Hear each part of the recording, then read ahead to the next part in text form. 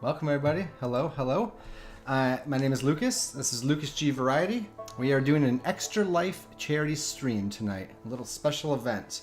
This will be a one-shot Dungeon World-based tabletop role-playing game about vampires and the Old West. It's called Blood and Dusters, and we welcome you to our Vampire and Cowboys game. We will be donating and looking for more donations during our live stream tonight. We have rewards and effects that are set up that will change the game based on the donations that you make. Just to let you know, on a side topic, our usual Blades in the Dark game will not be happening tomorrow night. We're planning on coming back next week, 11/11/18, to come back to that. So thank you. So in the Twitch chat tonight, if you do the command charity, so that's !charity, that will give you the link to our Extra Life charity page where you can donate and help us. We're currently at 140, I believe, right now, out of our goal of 500. So we need you to jump in and donate. !game, which is the game command, will have all the tier amount of donations that you make. So if you donate to one of these amounts, let us know in Twitch chat, and we'll give you the reward based on that to use in-game. It'll be a reward to pass out to either a player or the storyteller, depending on how it works and how you want to do it. So that's about all for me. I'm going to pass it over to Jodo 1025 to give us little whatevers on Extra Life itself. So without further ado, Jodo, I pass it to you. Awesome. Thank you so much, Lucas, for both hosting us and for taking up the time to join us. So I'm Jodo 1025, so you may know me from our normal Sunday game of Blades in the Dark, or on Mondays over at Ultra Lazuli's channel for Scars of the Voidborn. What you may not know is this is my third year of helping out with Extra Life charity. So Extra Life is a charity that is dedicated to raising funds for the Children's Miracle Network hospitals. So you may ask, what is that? Well, Children's Miracle Network is a organization that focuses on providing financial aid to families who have children or young ones who are in hospital requiring treatment or advanced care that they may not otherwise afford.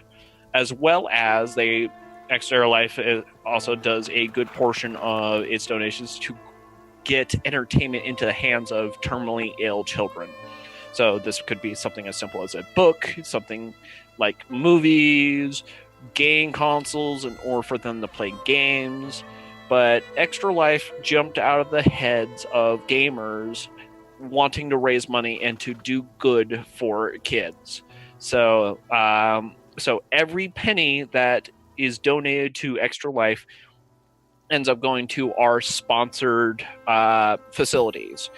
So because we as Extra Life players each have selected a facility close to us that would benefit from the proceeds of tonight's charity drive. So if you go to our team page, so again, !charity, and go to that link to our team page, your donation will be distributed among all of our selected facilities. So it really helps those hospitals out, making sure that kids can get treated, making sure that people get healthier, and that way things will be looking up. So, and the team name is, of course, a hallmark of our Blades in the Dark game. We are the Purgers, and we are hoping to purge illness from children as we raise money to help support them. That's good. You can't plan that. You can't plan that stuff. It just happens. Look at that. So, especially from me, I want to issue a very special thank you to the cast here tonight. I approached these guys after our Blades in the Dark game about 2-3 weeks ago, and they were all really well gung-ho to jump on board and give me a hand, because obviously having multiple people help out for a team is much better than just one person trying to do it alone. So a big thank you to Lucas for hosting, as well as providing the overlays, which look amazing, by the way, and the extra time you have put in for this. A big thank you to Ultra Lazuli, so aka the Outsider, for DMing this game, for bringing the system up and letting this awesome concept jump out of his head so that way we can play around. And a big thank you to Soundwavesghost for participating. He's been a big community member. He helps out. He's helped me out with more than 1 or 2 games in the past. And it's always a pleasure to work with him. Not to mention his unique take on characters is always something to be admired. And of course, we can't forget Harukajunko. I really do appreciate you coming out here, giving us a hand, because I mean, you are comedy incarnate, sir. So I really do appreciate all your guys' pitching in to help, and I know this stream is going to be a fantastic experience for everyone involved. So especially for all the viewers out there in Twitch land. So if you're out there in Twitch land, give us a shout out. Let us know you're out there. So as we move on to Blood and Dusters. So who would like to take it? So I'll go ahead and give you a quick little spiel here about what's going on in the game. Welcome to the Wild West. Today the players will be playing a vampires in the Wild West setting kind of game. We figured since it was just Halloween, we'd give you a taste of some creepy, dark, and rather enthralling content. I have some twists, turns, and plenty of craziness to add to the mix here, so without too much ado, let's go ahead and get familiarized with our characters here. Starting with Lucas. Why don't you tell everyone, obviously, your name, and then your character's name, and maybe a little blurb about what they're good at. Okay. My character, you say me, huh? Yeah. Okay, I am playing...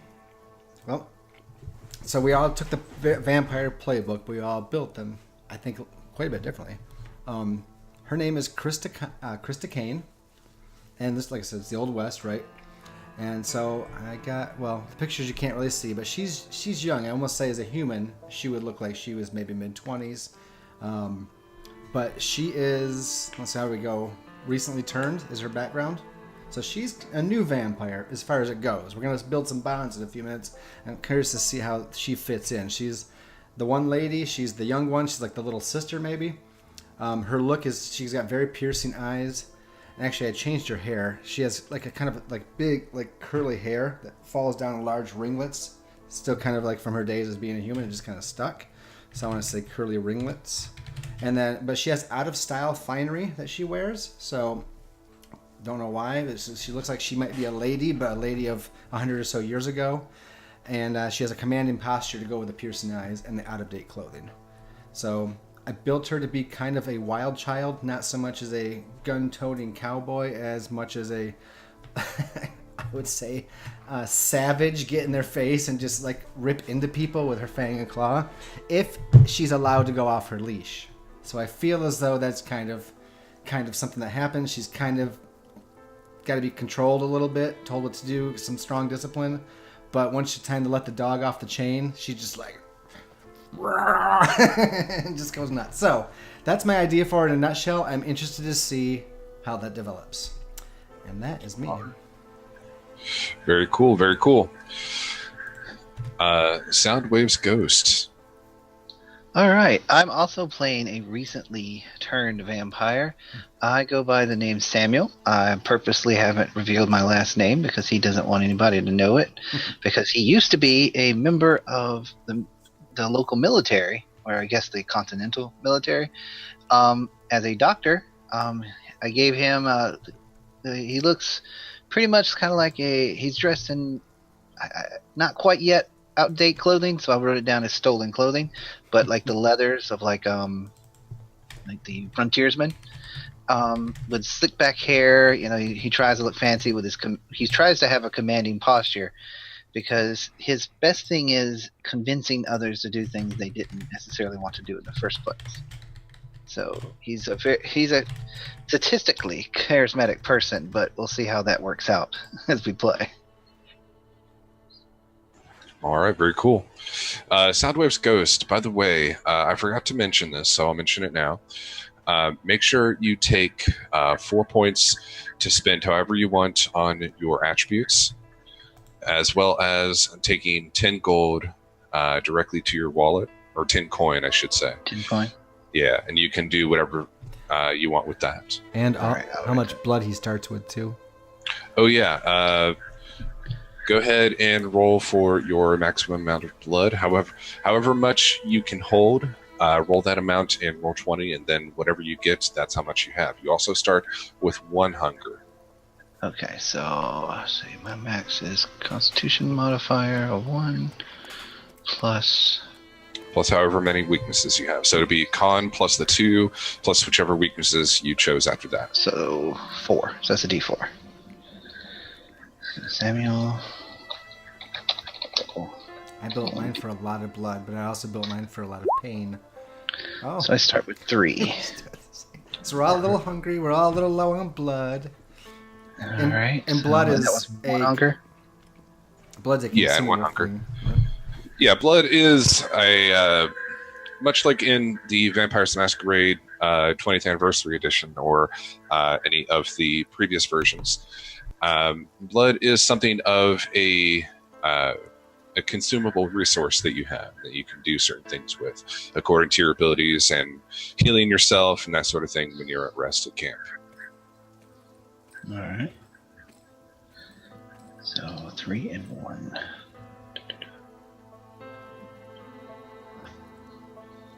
Right here for the blood. 1 hunger. Alrighty. While that's happening, Joe, why don't you go ahead and describe yourself and your character? So my character's name is Wallace McGillen. So he's going to be a fairly stocky Irish vampire. So he's an ancient vampire. He's been around a mighty long time. So, but he has deep-set eyes, a very gaunt body, slick hair, but a very commanding posture, despite his, shorter stature. So, let the short jokes commence. This is going to be an entertaining accent to try to maintain throughout the entirety of the show, so pardon me if I do drop it every now and then. But Wallace, again, he's been around the block a long time, but this is the Wild Wild West. And wow, that dropped really quick. And so the Irish aren't exactly favored out in the Wild Wild West, and my charisma kind of matches that. Not to mention, you'll see some of the additional mannerisms that Wallace does to warrant a very low charisma skill. Let's put it at that. But yeah, he's interesting to say the least. So bringing some powers of undeath to the table. So, but more as we get into it. Excellent. All right, and last but not least, Haruka. All right, I'm playing Lex Moriarty. I'm a local farm boy who was recently turned into a vampire. Now, and as such, I'm fairly well built and pretty well off in terms of how tough I am, and like Pappy always taught me, you gotta be nice to people, and my charisma score does show that. Though my torn clothes might get in the way of that just a little bit, You're on the farm, your clothes get torn and all that. But he's generally a fairly nice boy. But always a little bit too naive, a little bit too much of a nice guy at times. Excellent. All right. Well, then, in that case, we can go ahead and get started. So, Krista, Samuel, Wallace, and Lex. Yes. Yes? Yes. You all have been aware of each other. Perhaps it was Jodo's character, Wallace, who turned you. Perhaps not. Perhaps it was someone far away to the east, or perhaps still in Europe, who ended up turning you. But either way, you have escaped those confines of civilization and electricity. Though there is some electricity here in the city, it's a long, long way, quite a tooth's throw from what you would call civilized society. This is the place of bandits, of highwaymen, of wild beasts, and of oftentimes voodoo and what you do. This is the old Wild West. The four of you have arrived here in what's called Stone Creek on the promise that a rather sizable bounty has been promised for the return of one Victoria Bartlett to her family. Victoria's parents are here, Jeremiah and Juniper Bartlett. And I'll type that out for you guys.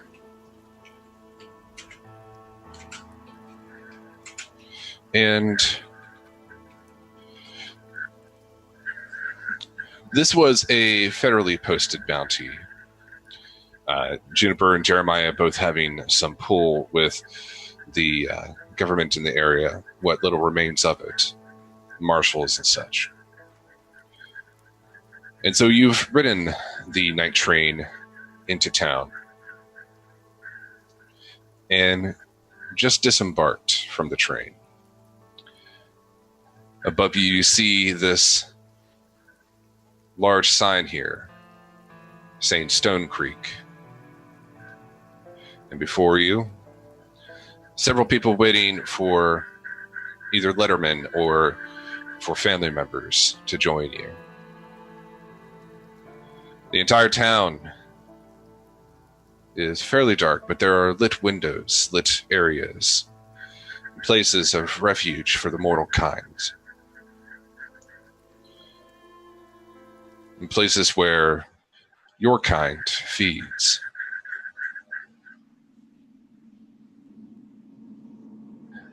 You see a man named Thomas. And Thomas is your contact for the area. He welcomes you, says, "All right, welcome to Stone Creek and all that. You the four I was told to expect?" How many bloody Irishmen do you have coming off this train, then? If you can pick one Irishman out of a group. Y'all look the same to me. Is there some sort of problem, Irishman? His temper is short as he is. We are the people you're looking for. Show you short temper. Excellent. Well then, in that case, you'll find the saloon just over to the left there. It's the fourth building down. Plenty of drinks there if you need them. Over to the right there, there's a something of a tavern. Catch some seas there if you want to ride out tomorrow. Otherwise, we got some stables just over here to the left. Want to pick up some horses. There's a general store around here somewhere. But aside from that, only hint that I have is that A lot of trouble's been coming out of them Fogborn ruins. What I understand, ain't nobody down there anymore. We've been hearing all kinds of crazy rumors coming from that area. Local hunters and people seeking out treasure, rushing for gold, that sort of thing. Looking around, there ain't a whole lot there, but well, we only go during the day. Well, sure as hell won't catch me there during the night. I think that about covers it. What kind of ruins were these? Old mine or bad settlement? Well,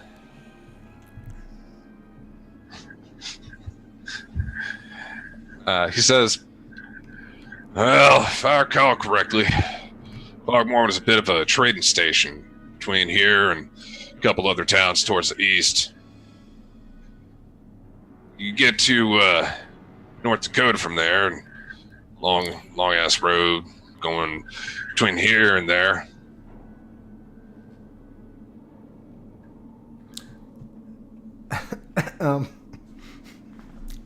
Sorry. So what's this guy look like? Is he a big burly dude? Not really. He's like he's pretty average. He's got he looks like he has some Native American blood in him. He's got long black hair tied into a couple of ponytails. I should say double tied in ponytails. Is he tall? Let's go with that. Well, he's probably about 5'9" or so, 5'10". I think Krista is like comes up like behind him over his shoulders, all like not ladylike, and she's like right by his neck, right? It's like, you said there were drinks at the saloon, and like runs her finger down his neck, like right here. Yeah, he turns around and looks at you, spooked a bit, jumps back a couple of feet, and says, what the? Yeah, drinks. Right. Saloon, you can go to the saloon for those, but try not to scare the townsfolk. There's a rather impressive marshal in these parts, and you don't take kindly to freaks. Ooh, I've never had a marshal before, thank you. Yeah, good luck with that. Anyways, anything I can help y'all with? Oh, well, sir, if you don't mind me asking, is there some place I can get some new clothes? My clothes are kind of torn and ratty a little bit. I feel like I should look a little bit better. You know what? We actually did just get a tailor in town. You go right from the whole sign here, and it's the lit building in the corner here. And he points to this one here. Actually, let me change my color real quick. I don't know why. There we go. Yeah, he points to this one here. All right, thank you kindly, sir. Yep. I don't know if he'll be awake at this time or not, but I suppose y'all... We just lost you there, outsider. Yeah, he says, don't, and he looks at Krista. Don't freak him out. Sorry. She just kind of like does like a little like girly wave from a distance. There'll be plenty of time for freaking things out later. Let's find out what's going on. I will go with you, Lex. We'll make sure you're acquitted better. All right, that's very kind of you. Well, I suppose that leaves me and Krista Yes. to go hit up the bar. Yes, I'm very hungry. You Thirsty. mean thirsty? Thirsty. Both. As these humans. Yeah, yes. Sir. Anyway, thank you, sir. I don't believe we caught your name. Right, I'm Thomas. I'm surprised I didn't tell you on the way over, but... And he holds out a hand to you. Wallace will take it and shake it firmly. Wallace. He shakes Wallace it back. McGillen. Rock on to you. If you want more details on the bounty, you can check with the deputy marshal in town. It's the last building on your right. Will do. Thank you kindly for all your help. So. Mm-hmm. Now, if you don't mind, I'm head over to the tavern, catch me some Z's, and hope that none of this comes back to bite me in the ass. Y'all have a swell night. You as well. He said bite. Anyway, shall we? Bloody gods above, Krista. Come on. Let's go to the bar. We weren't allowed to feed on the engineer or the passengers. You're not allowed to feed until later. For now, there's work to be done. Very well. Let us go. Head down, like follows after you. All right. So we're going to go over to Lex and Samuel at this point. You guys go over to the tailor's place. It's probably about 8 or 9 at night, but the lights are on. All right, so I'll go up and knock on the door and go, hello? Is the store open?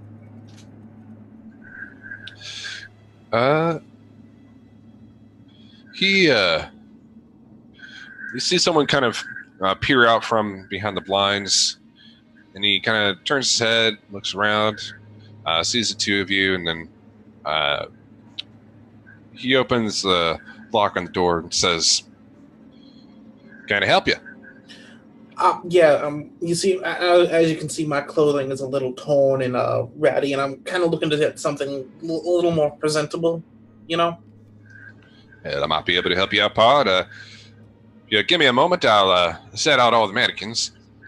Not used to getting some business this late, but I suppose new business and all, you can't be too picky. Yeah, no, and I'm sorry if I was interrupting your sleep at all. Oh, no, not at all, sir. Not at all. Just finishing up my evening meal. Anything good tonight? Oh, just some sausage and potatoes. Little stew I made. Treat from back home. Anyways, let's talk about getting you outfitted. So, what are you looking for today? Just a suit? You looking for a vest? I'm just looking for something a little nicer. You know, I admit I've never gone out to a tailor to get my clothes done before. I'm from a farm out a little bit farther out. You know, never really had the money before to get something nice looking. Well, all right, I see. I assume you have acquired this kind of money at this point? Oh, yes, I've been working mighty hard to get that money, and I finally got something I thought I might as well treat myself, get something a little nicer. All right. You can roll plus wisdom if you want, because you get the impression that he has some sort of impression about you already. Ooh, first roll of the game. Oh, no. All right. Mark XP. You get an XP for that, Mike. You get an XP. I don't know how useful that'll be, but you do. We should just keep track just in case we ever, come back to these guys or something. All right. Yeah. He just kind of clicks his tongue. All right. Well, understood. Well, let's see here. I got this little wine red number. It's got a nice little print on the inside on the vest, and It's got something nice and a little bit flashy for you. Help get all the ladies, I'm sure. Oh, that would be mighty fine, sir.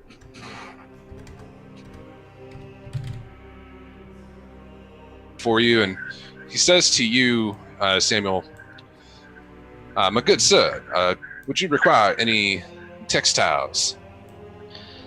Not at this time. However, I don't seem to need the jacket anymore. I was wondering if you'd want to buy that off of me. He opens it up. He's like, it's undamaged. I just picked it up because I was going through the desert for a while and thought it would work, and well, found a train instead. I see. Moving up into the finer things in life, I see.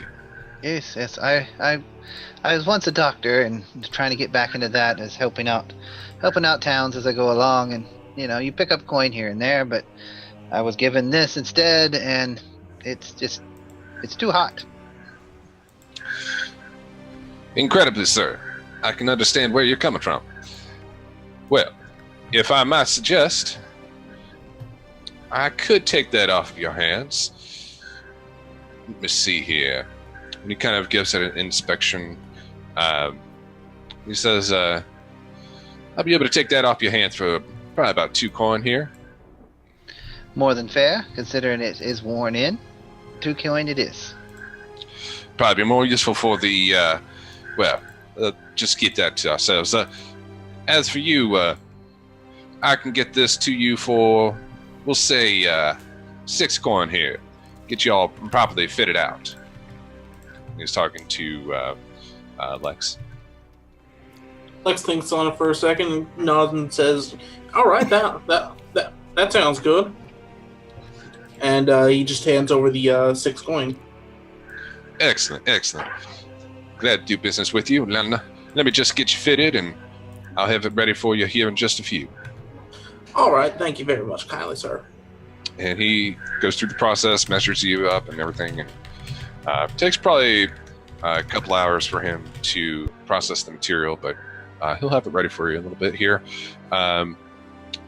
Let's switch back over to Krista and, oh god, what is your name? Wallace. Yes. You guys are heading over to the saloon, right? Oh, yes. Aye. Excellent.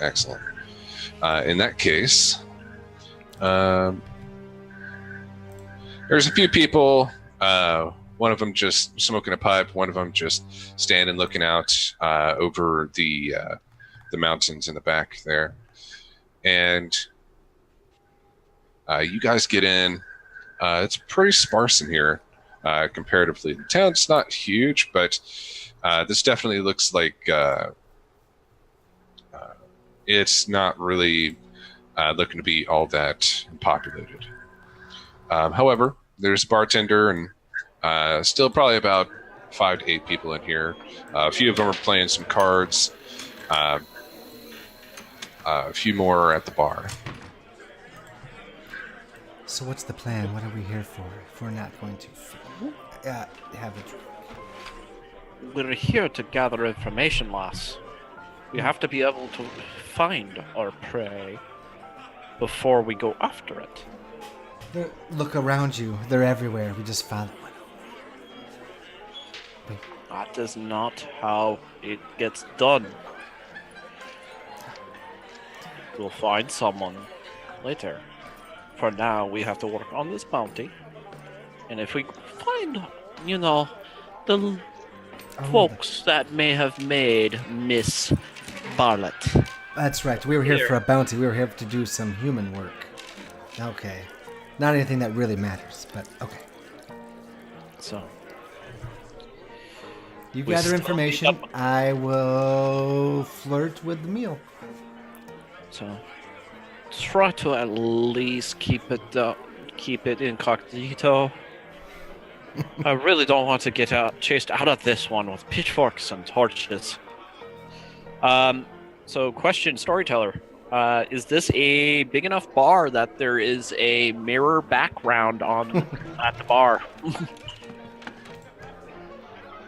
Oh yeah, that's What do you mean by that? In the Old West, traditionally there would be a large mirror that would sit behind the booze, behind the bar, so that way the bartender could be working on a drink and see stuff behind him. But it was generally reserved only for more wealthy bars that were doing well. Yeah, that's actually an important question for, I believe, both of us then at this point. Because I don't think either of us show up in mirrors. No, that's what I was agreeing with you with. No. There is not a mirror back there behind the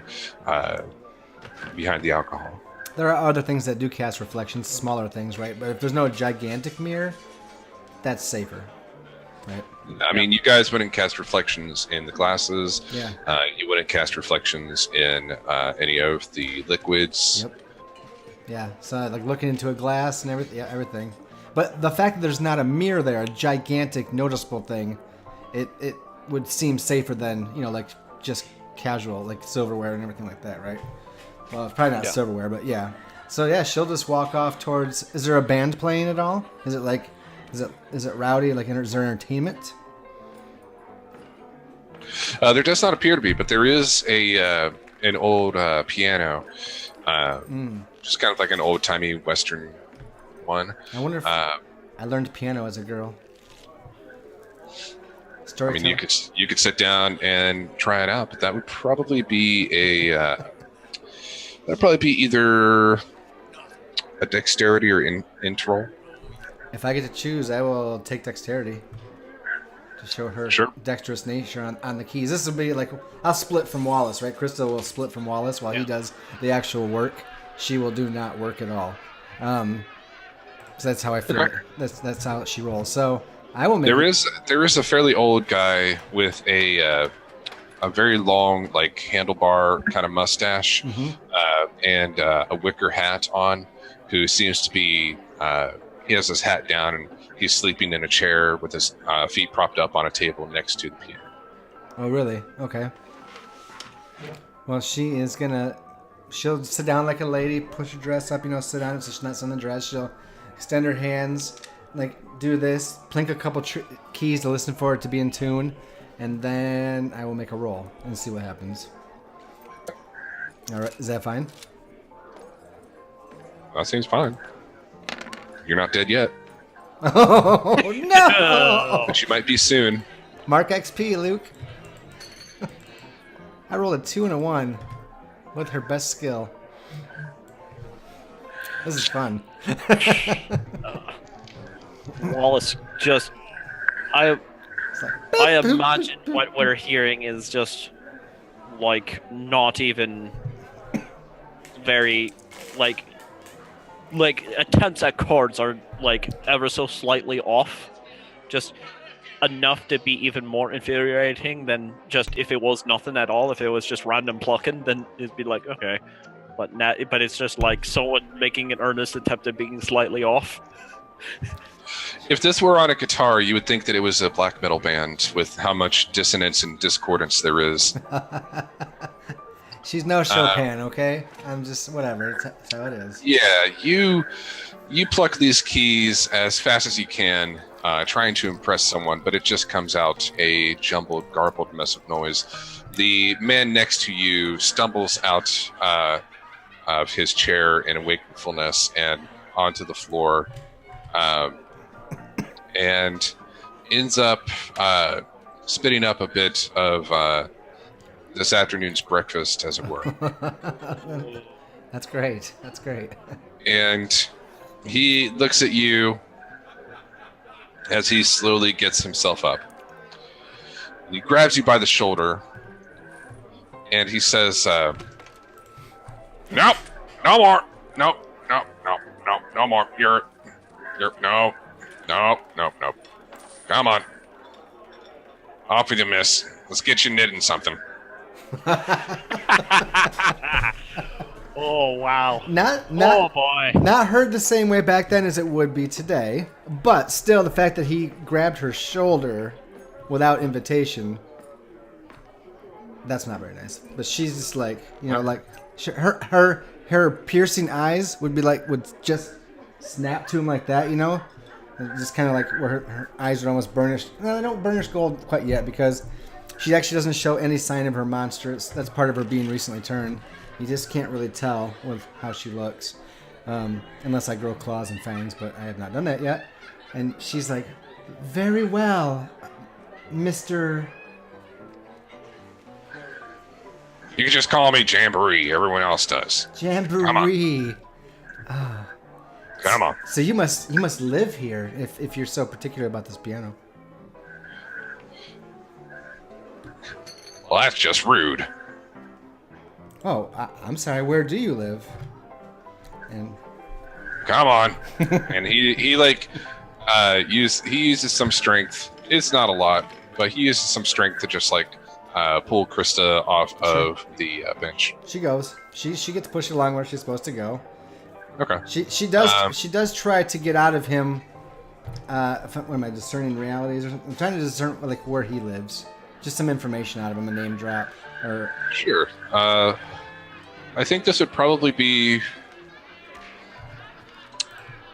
discern realities would make sense if you were just looking at where he lives. If you were looking at his place and determining if he lived there. Mm-hmm. This seems more like a conversation type thing. Charisma? Yes, I'm thinking a charisma roll is probably what you should be rolling.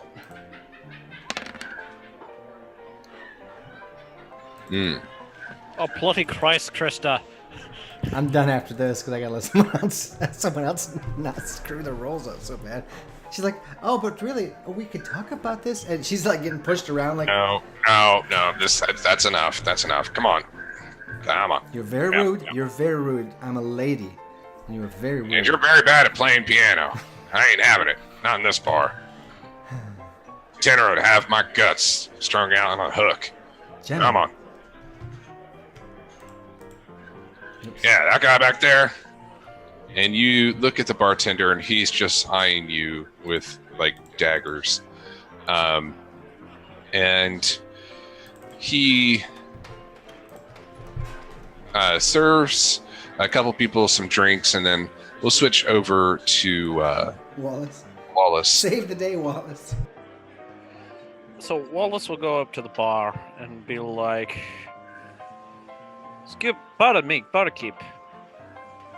You got any good whiskey? Yes, of course.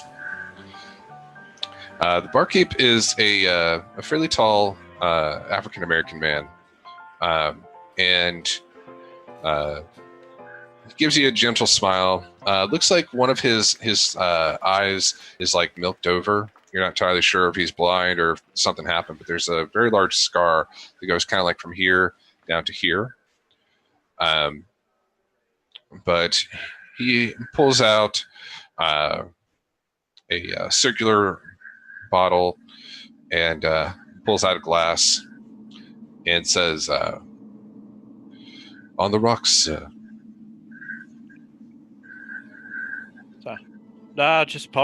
Just pour me one out.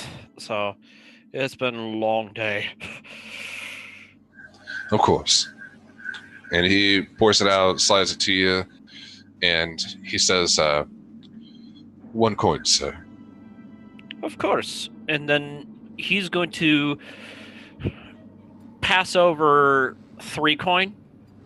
I don't suppose you have time to listen to an Irishman's woes. Maybe give a few opinions, would ya? Well, if you were to allow me to serve the other customers here for just a moment, I might be able to lend an ear. Fantastic. Yeah, go get them their drinks while I nurse this just a little bit. Of course. And he just nods to you, a slight bow, and serves a couple other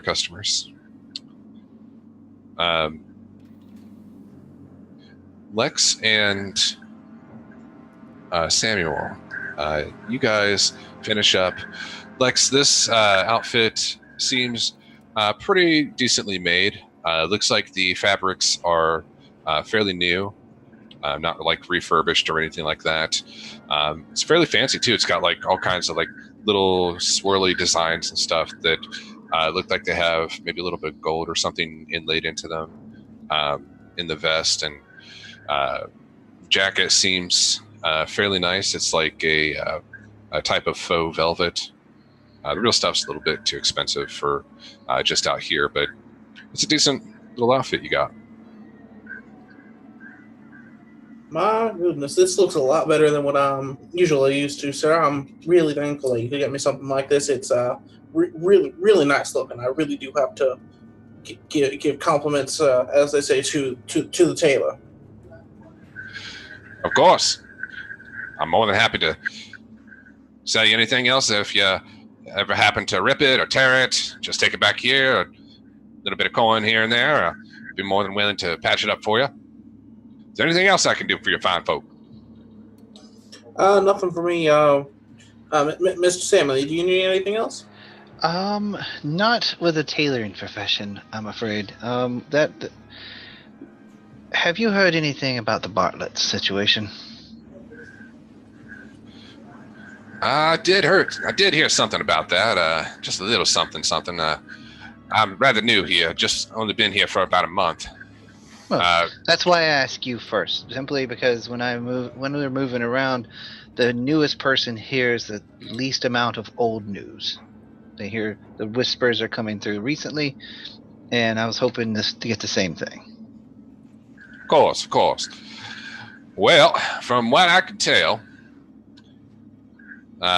little Bartlett girl, I think her name's Vicky, or I believe so, yes. something like that. Anyways, little girl went over, got lost in some sort of ruins, or maybe just out in the wild or something. Last I heard, there was some weird rumors coming from some of the ruins nearby. Old ghost town. Long abandoned from what I hear. Way before my time. But typical story. Something old. Someone got too close. Thank you. That's what I was thinking. That's what my friends were mentioning. So, just wanted to see. Like I said, you're not Old Prejudice and aren't set in yet. You're not used to the area, so you would have the freshest news out there. Thank you. You're more than welcome. Now, if there's nothing else, I should be getting to bed here soon. Yes, it is getting dark. Very dark. Good night, sir. Lex, let's go. Have a good night, sir, and once again, thank you. Good night to y'all. I assume you exit? Mm-hmm. I guess we'll head to the bar. Okay. All right. Save the day. As it were. Cool. So that happens. Switching back over to Wallace here. The bartender finishes up and gets back to you. And do you drink your drink at all? The drink's probably about halfway down by this point. So even if it was a few moments, it's... Well, he's definitely been going at it quite a bit. Mm-hmm.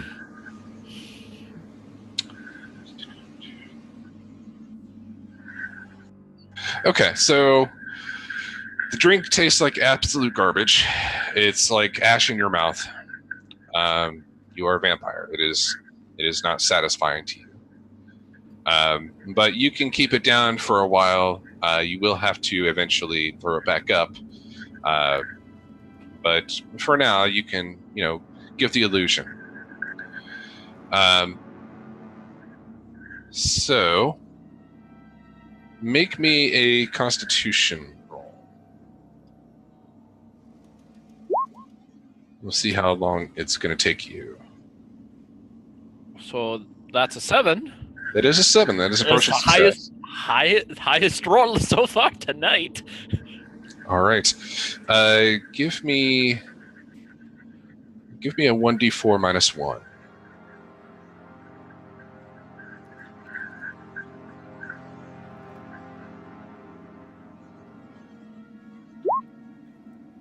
Okay. So you'll have to throw it up probably here in about 2 hours. Okay. But the bartender does get back to you. And he says, well, it appears I do have a few free moments. How can I be of assistance? Oh, it's just kind of blowing into town. It's been an awful long journey, and been sent out here on this job, and they expect me to fucking take care of it. The big government types always thinking they can push the wee people around. Mister. People just call me L here. It's short for my name, but many don't care to pronounce it. It's of no bother to me. Just L. Mr. L. Short, simple. So, but yeah, so I was working back out east, and then suddenly big burly types decided that I needed to send my wee little butt out here to go hunting down for some little rich brat. So I don't suppose you've heard of the name, what was it? Bartlett, I think it was? So they finally sent someone to go and take care of that little issue. If you ask me, it's a fool's errand. Girl's been dead for years and years. If she left the town, left the marshal's capable watch, I'm sure that, well, probably wolves got her, or perhaps something worse. Something worse? There's all manner of banditry and highwaymen's coming up and down. Oh, I see. Well, one of our compatriots also mentioned something about some whack job ruins down the road, too. What's the story with that? Yes. Ruins of Fogmorn. Well, from what I understand, Fogmorn used to be a trading hub. It was the stopping point between here and other places in North Dakota. Many people from here went to settle there that were displeased with the federal law. But from what I understand, they tried setting up some sort of mining colony a short distance away, maybe a mile or so, up in one of the mountains. Something they found there, though, didn't agree with them, and just about everyone who didn't die left the place and either came back here or went further out to North Dakota. Some of them, I imagine, probably went to join some of the bandits out in the Colorado. Well, they do say banditry is good business if you're willing to bet your rump on it. But I don't suppose there would be any survivors still lingering around town, eh? Now that you mention it, there was one. And he thinks for a moment. And he says, there was one fella. I think his name was Jacoby. Yes, Jacoby. Jacoby Simonson. He was a horseshoe maker. Lived just down the way at the stables, but I'm not sure what became of him, if he's still in town. I suppose if you looked around, you might be able to find him. He was rather a drunkard, a bit of a lout. Didn't really contribute to the town or society at large. I had to kick him out of here a few times. Damn shame. But, yeah. Anywho, so these ruins, do you know what they were mining for?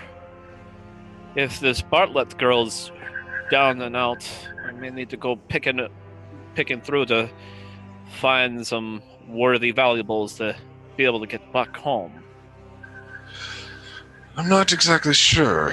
I imagine it was probably for gold or something, some shyster with a dowsing rod telling them, find the water here, or some such nonsense. Whatever they found, it wasn't to their benefit, of course.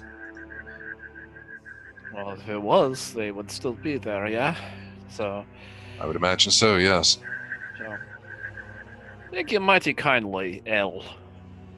I do appreciate you taking time out of your busy I will. So, pardon, wee Irishman's little curiosity. Looks like you've seen some better days too. This is going to be a persuasion, so give me a charisma roll.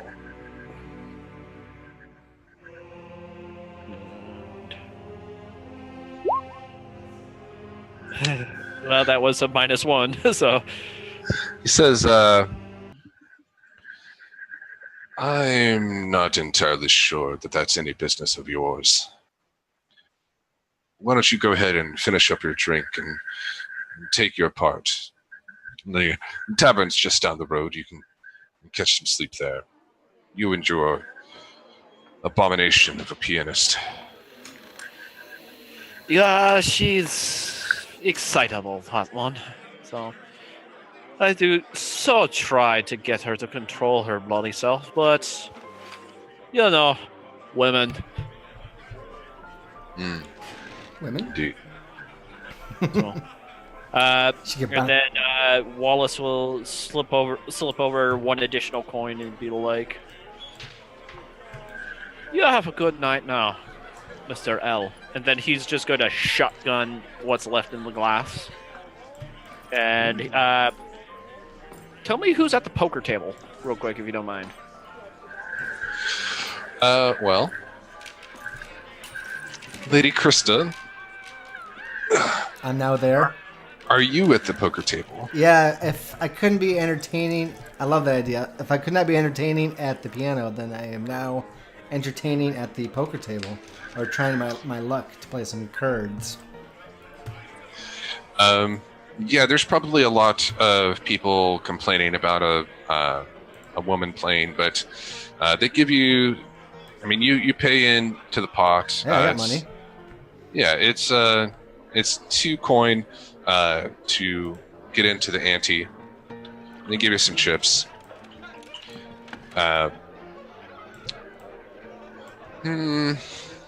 Are you planning on cheating on this game? What? Well, nah, I don't know. Let's see. Dynamite. I have silver bullets. That's not what I need. I think she's just playing for fun. She's sizing. What she's really doing is sizing people up as potential meals later. So she's seeing like what attracts her in different ways. Not only like their scent, but probably their personality and maybe baubles they have, like real random chaotic stuff, because she's chaotic. So it's not really anything that's like a code. But yeah, she's just playing for fun. She don't care about winning. She just Okay. poker. Yeah, the poker she's playing is bluffing against people. Not for All the right. win. Yeah. Give me a discern realities then, if you're trying to figure out the kind of people. And that was intelligence, right? Or I wisdom? believe that's wisdom. Wisdom. Yeah, because it's basically a perception check. That's right. My other strong roll other than charisma, which is the exact same. Oh snap! Not bad. Okay, I think you get to ask like 1 or 2 questions. I think it's one question. I don't have the regular Yeah. rules up. I should have those up. That's Oh, cool. good. That's Which cool. one are you doing? Discern realities. On a 7 to 9, ask only one. What happened here recently? What is about to happen? What should I be on the lookout for? What here is useful and valuable? Who's really in control? What here is not what it appears to be? Oh my gosh, there's so many. Who here is in control? I guess sounds good. No, what's valuable to me? I guess let's go with that one. Okay. There are people are betting like, strangely enough, like rings or other jewelry and valuables. So you do see those. You also note that for you specifically, and others like you, You would note that, there are 4 other necks here. Okay. And do you have fangs? I'm sorry, say that again. There are 4 other necks here, and do you have fangs? Oh, yes, okay. No, okay. All right. Shit, I kind of want to do the control one, but it works. So, yeah, I guess Wallace, and Samuel and Lex, whenever they walk in, like, she's anteed in 2 coin. If I win, cool. If not, cool. Yeah, go ahead and give me, we'll say, since you're not cheating, it won't be a dexterity. It'll probably just be a either charisma or intelligence, whichever you want. We'll go with intelligence this time. Okay.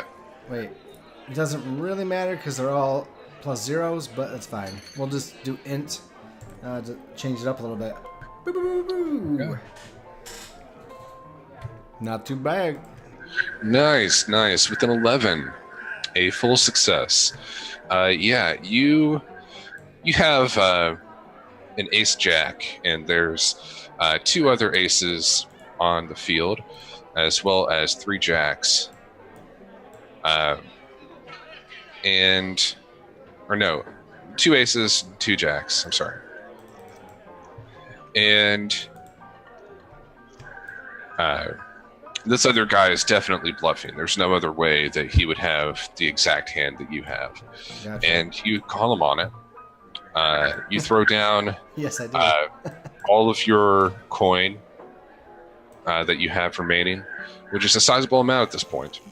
And as you move it in, he looks at his cards, looks at the chips, looks at your eyes, looks at his cards, and then looks at the chips again, and he folds. Go ahead and increase your coin to 4. Or by 4, I should say. Okay, yeah. So I won 2 coin back, basically. You won your 2 coin and an additional 2 coin, yes. Yeah, that's good. And that can be, I guess, it could be over, well, it could be over several hands, but that was a big pot right there, right? So that was and my piercing gaze is like, okay, what you gonna do? To answer your question, Wallace, you can give me a discern realities if you would like. Okay, so that's on wisdom. Correct. Okay, so you can ask one question.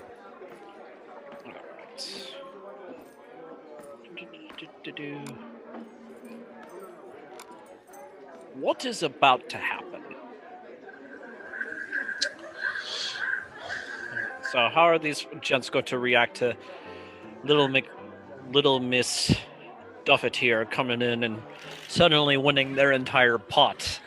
Indeed, yeah. Most of them just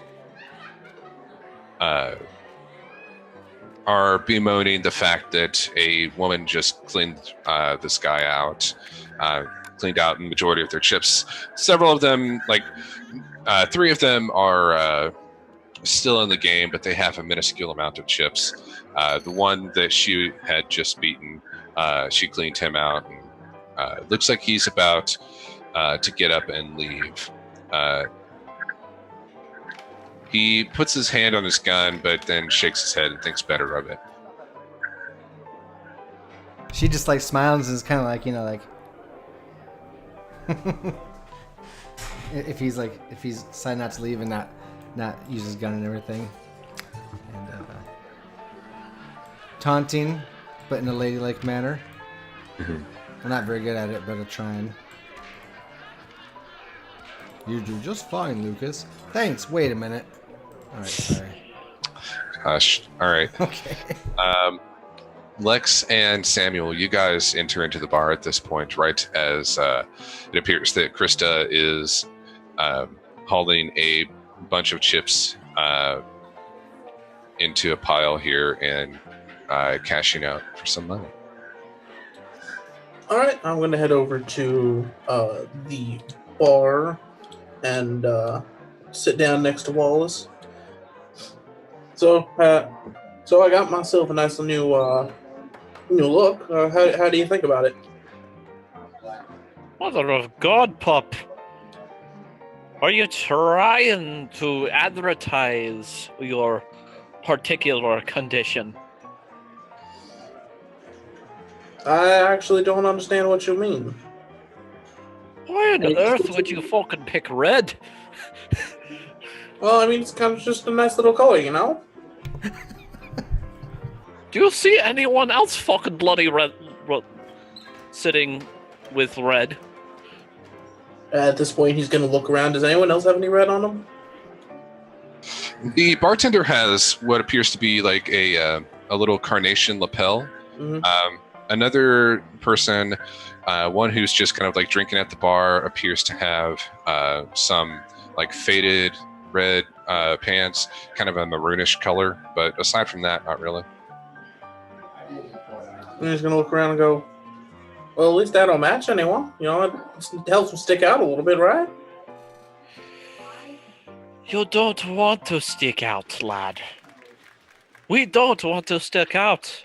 You look like you're a rich, pompous ass. He's just going to kind of think on that for a second. Well, I mean, at least the suit only costs 6 coin. Bloody Christ, you paid 6 coin for that abomination. So much coin. What the fuck is wrong with you, laddie? It's a very fancy suit.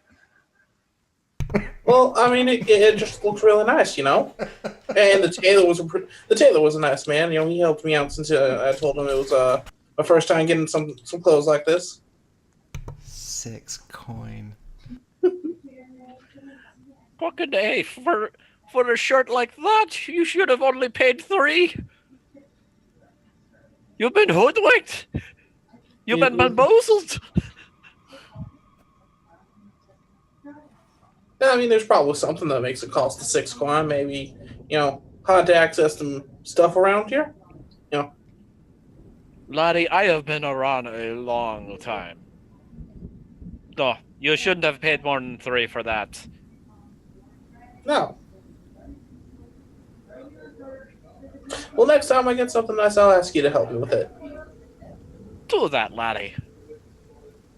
But for God's sakes, just try not to attract any fucking bandits. I'll try not to. So, did you find out any information about the bounty while you were in here? I found out some. How about yourself? To be honest, we didn't find out too much. You know, just mostly about the ruins from what I understood of it. Though I bet Samuel would be a little bit better at understanding if there were any particulars. He seems a little smarter than me. I would say that, lad. You look quite fancy. Yeah, Thank you. it's a reiteration of the same thing. It's something's going on with the ruins. It's got most of the people scared. It's the same boogeyman. It sounds like our target may be involved with these ruins. I'm getting... the bartender here was so kind as to point out that she's probably been dead for a couple of years. Well, if that's the case, we're probably going to have to find a little line of wealth. But a lot of it's pointing to them ruins. There's one laddybuck here in town, stumbling about, who used to be part of that town. Then we should talk to him. Indeed.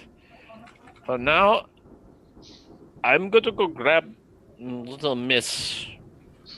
I'm surprised you've contained her this long. You missed the incident with the piano. Again? She's always liked music. They're terrible at making it, though. Nails on the chalkboard. So Wallace will look over to Krista, give a high-pitched whistle to catch her attention. Be like,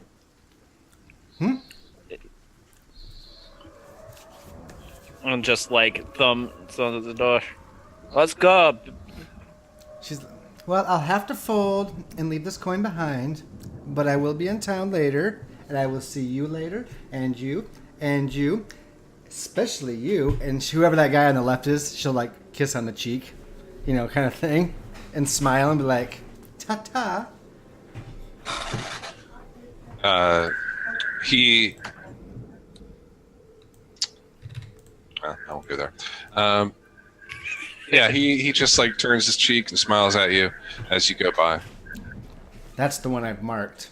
I don't know who he is, anything about him randomly from what you might tell me later, but that's the one she's marked. Obviously, there's no mechanical marking, but she's, if it's possible. I don't know if humans have a scent like their blood or just their makeup of everything, but she just like breathes it in and tries to use that to recall later. I think there's an ability that you can take that does that. If there is and she doesn't have it, then she'll just do her best to just remember what she can about him, whether it's his scent or his look or his name, just whatever, right? Mm-hmm. Maybe she'll.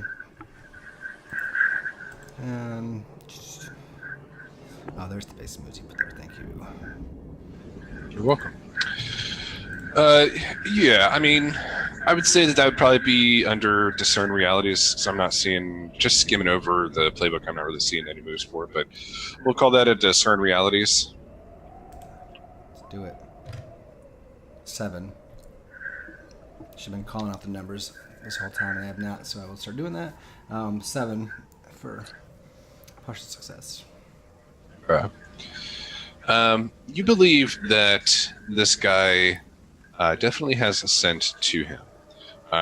We'll call this, I suppose we could probably just call it a resonance. He has a bit of a sanguine resonance. That's one of my favorites. That must be why I've marked him. Indeed. Sanguine flavor. It is the flavor of the month. Thank you. Indeed. All right. So I take it everyone is heading out? Mm-hmm. All right. Where is everyone going? So Wallace will try to lead the team down the street just a little bit and then have them kind of congregate at the end of an alleyway and be like... Can I say something real quick to Lex? Absolutely. As we're walking, right? She'll like, Lex, like looking him up and down, like, dashing new duds. I love them. You look exquisite. Well, thank you. It's nice to see at least 2 people like my new look. You must have paid several dozen coin for a get-up that, Shifty. No, it was only actually about 6. Get out of here. You've got to take me to the tailor. Anyway, later. Okay, lads and lass. So, as far as I have been able to parse, is our target very well could be dead. Or, knowing our general line of work, could be something different than dead. Then these rumors of these mysterious ruins, we don't know what to expect. Ruins. Mm-hmm. Sounds fun. So... Maybe it's a place we can rest, too. They'll be dark enough all day. Very well possible. So, but before we leave here to go in that general direction, we have one more bit of business. It's just like Wallace is starting to turn a little green from the booze. Oh, bloody Christ. Just do it. I used to be... So, and just, like, turns his head down the alleyway and just, like, you hear bodily hurling. I think she's suddenly behind you, like, rubbing your back. She's like, yes, get that poison out. Get that poison out. We will get some sanguine deliciousness later. It was supposed to be good whiskey. I'm sure it was great whiskey. So, anyways, so he's gonna just wipe his mouth. We need to find one of the local drunkards. His name is, and I forgot what it was. Jacoby. Long John's. Oh. Jacoby Simon? In fact, Jacoby Simonson. I'll put it in chat for you. awesome, thank you. I should have put it in, but I forgot. Jacoby Simonson. So, parse the alleyways. Try not to make a scene. And if you find him, don't scare the ever-loving bejesus out of him. Instead, just we'll meet back at the tavern here in about an hour, and then we'll all go together to try to parse some information out of him. So we're just gonna split up to find this drunk, and then come back, and then go. Yes. Yes. Sounds like a simple enough plan to me. Indeed. Time to disappear into the fog. But So, go ahead. but no shenanigans. Do not get bloody caught. We do not need to be run out of this bloody town. Which means no murder sprees, and we need him alive. Oh. Dang it. Do you understand, Christy? Yes, Lex, do you... Wait, what? Yep. Like a Oh, fire. I don't have any problems with the farm boy. The farm boy is obedient enough, so long as I don't let him loose with the coin purse for longer than 50 seconds.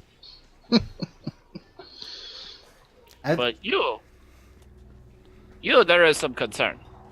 Well, I'll be just fine. Don't worry about me. I can hold it. I'm only a little hungry, and I'm still rather placated by our last feast, so... It's a feeding, not a bloody feast. You're too hung up on words. Anyway, I must disappear now. And I'm gonna use... Anyway, tavern, 1 hour. Let's go, lads. I use Cloak of the Night as a move, which I'm sure... I don't know if all of us have, but... When you vanish into the shadows or fog, enemies never spot you until you draw attention to yourself or leave your cover. She's going to lurk in the shadows. What'd you say, Samuel? I got the same thing. I have Beast Blood as well, but I don't want to spend the blood yet to turn into a bat, even though I really do. But she's going to start by sticking to the shadows. Is it foggy out at all? And there's the moon out to give us light. Moon is out, but it is not foggy. Okay. What time of year? What time of year is it? Is it like in the temperature and the weather kind of thing? It's probably about June. Okay. I'm actually gonna look up on top of the buildings. Are there any like predatory birds like owls around? You know, just sitting around. Yeah, discern realities. All right, which is wisdom. Yes. Mm-hmm. Woo! Ooh, nice. All right. So I will say, to answer your question, we'll call this a what is valuable to me. There are a couple of crows here and there. But you can, I believe, ask 3 more questions of me, if you'd like. I think it's a total of 3. Yeah. Yep. So that'll be 1. So you'll be able to ask 2 more. All right, and what are the other questions that I can ask? What happened here recently? What is about to happen? What should I be on the lookout for? Who's really in control here? And what here is not what it appears to be. Let's go with what here is not what it appears to be. That's always a good one. You're muted, Sean. Sorry, that is a good one. The town seems peaceful enough. However, as you kind of look around, you get the impression that there is a heavy gloom hanging over the city. Something is maybe oppressing, but definitely threatening in some form. Perhaps distressing is the proper term to the townsfolk here. All right. It doesn't appear to be caused by you. Well, that's good. And, we'll go with what should I be on the lookout for?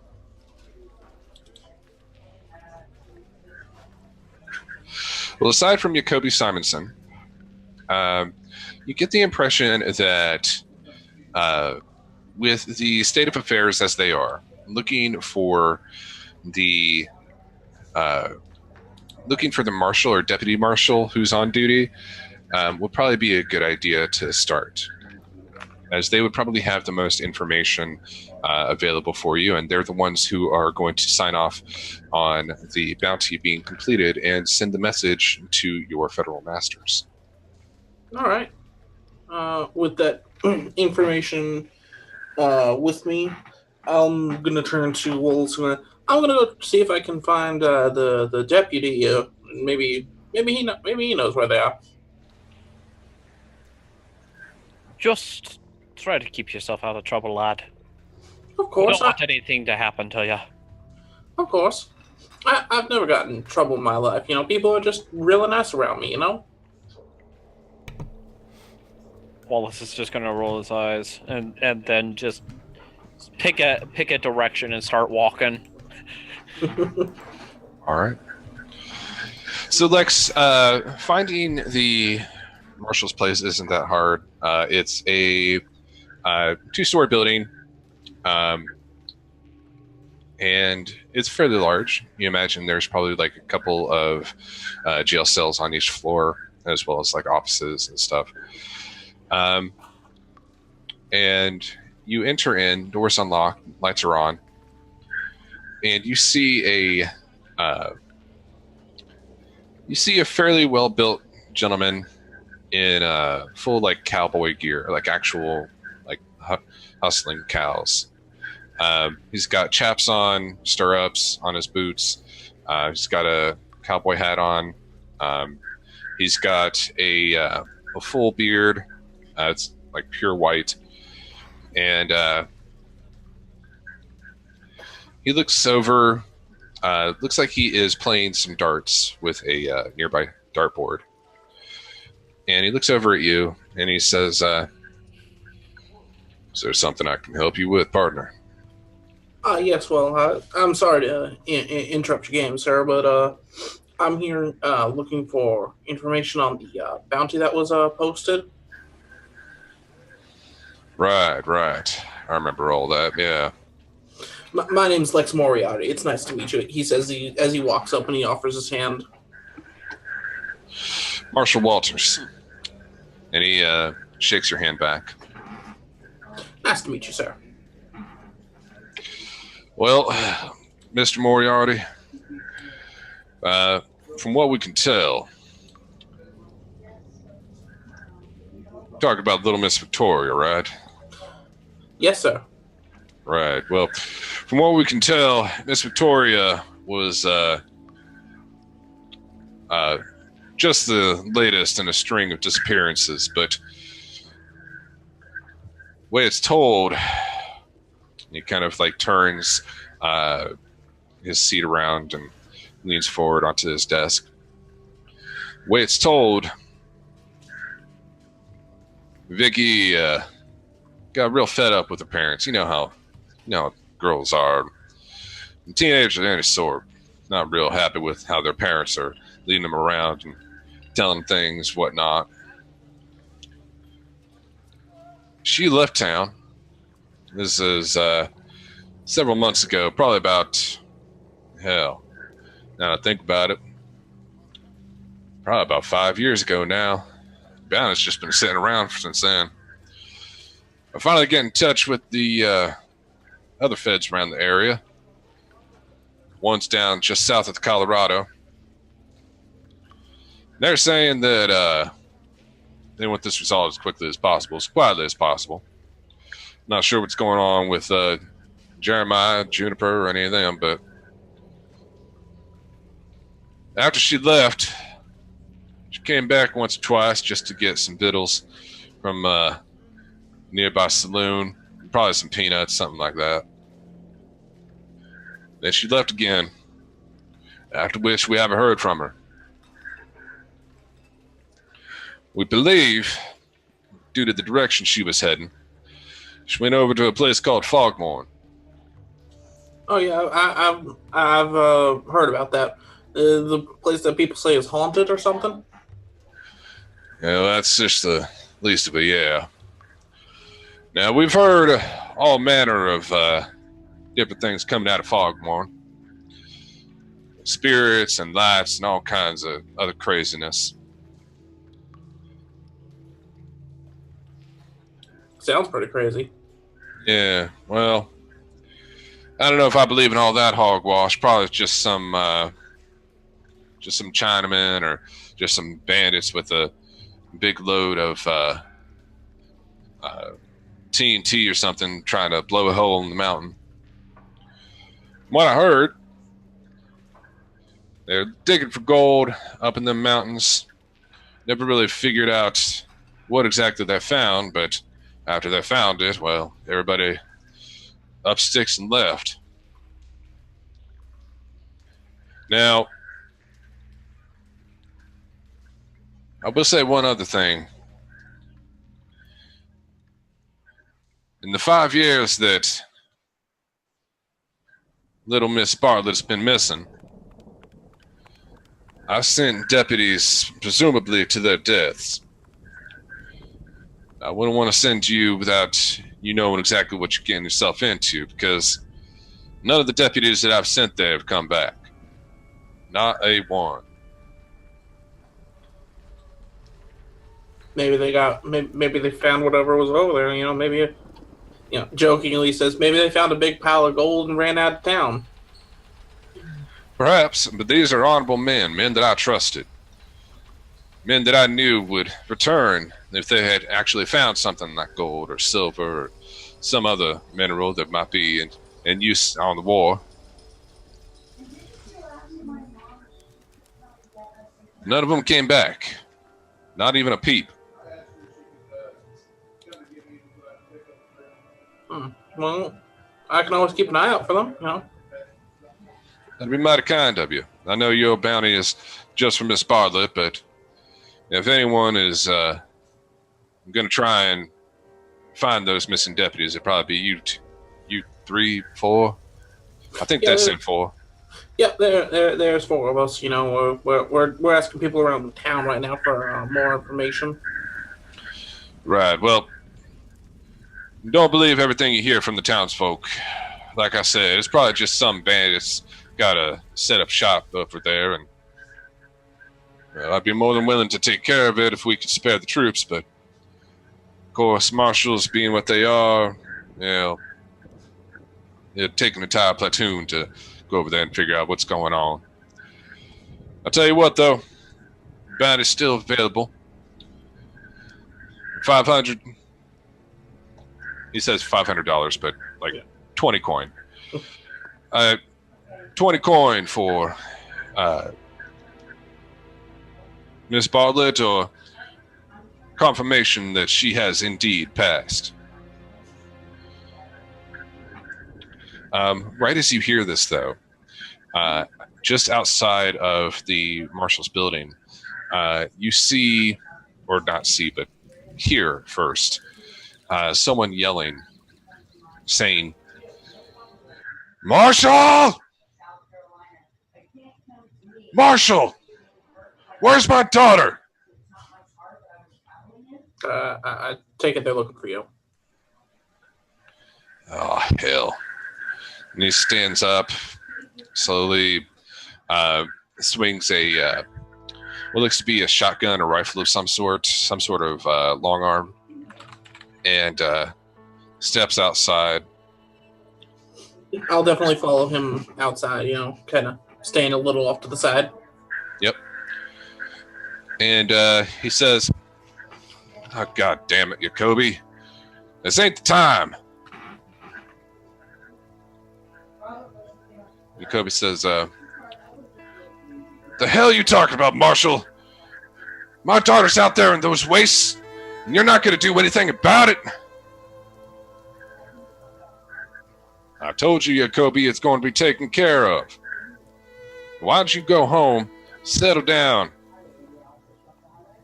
You know you're safe here. We'll find your daughter in time.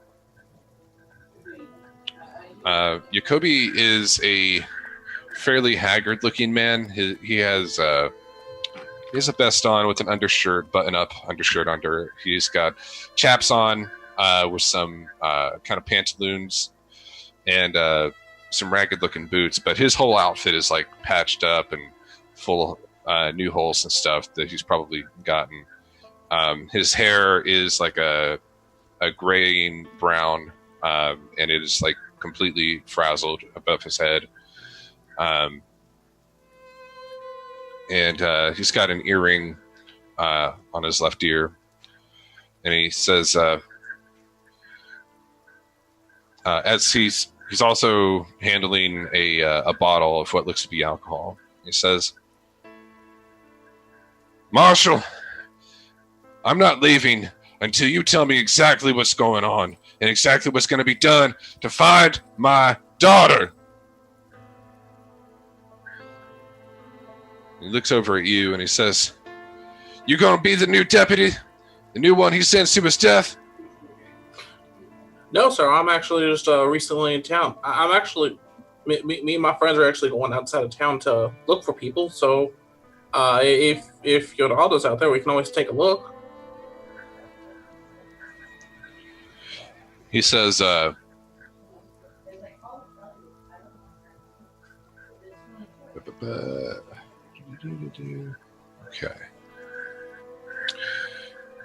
Yep. All right. I was just looking at stuff I had written down. He says, so you're going to be the one to find my little Lily. Possibly, sir. I will do my best if I can find her. That'd be mighty fine of you, sir. But every single man he sends to that accursed place, none of them came back. Just skeletons hanging there in the wind. Marshall says, why don't you just shut the hell up? Don't be scaring my new assistant here. The bounty hunters, and just go home, Jacoby. Ain't nothing here for you now. No, Marshall, it's actually fine. You know, a little more information, you know, about how spooky this place is. You know, everything, every little bit of info, no matter how you know out there, you know, sometimes helps the case. You know. Give me a parlay. Charisma. Generally, yes. Ooh. Woo! Oh, nice. That's an 11 right there. That's a awesome roll. This farm boy is very good. This farm boy might be good. Sure, you can completely get screwed out of your entire wallets, but apparently you can parlay with the best of them. He might not be good with big words, but he knows the words get people listening. Okay. Yeah, he says, hell. Fine, you want to listen to this madman blather on? You're more than welcome. I already told you what I know. All right, and I do thank you for that, Marshall.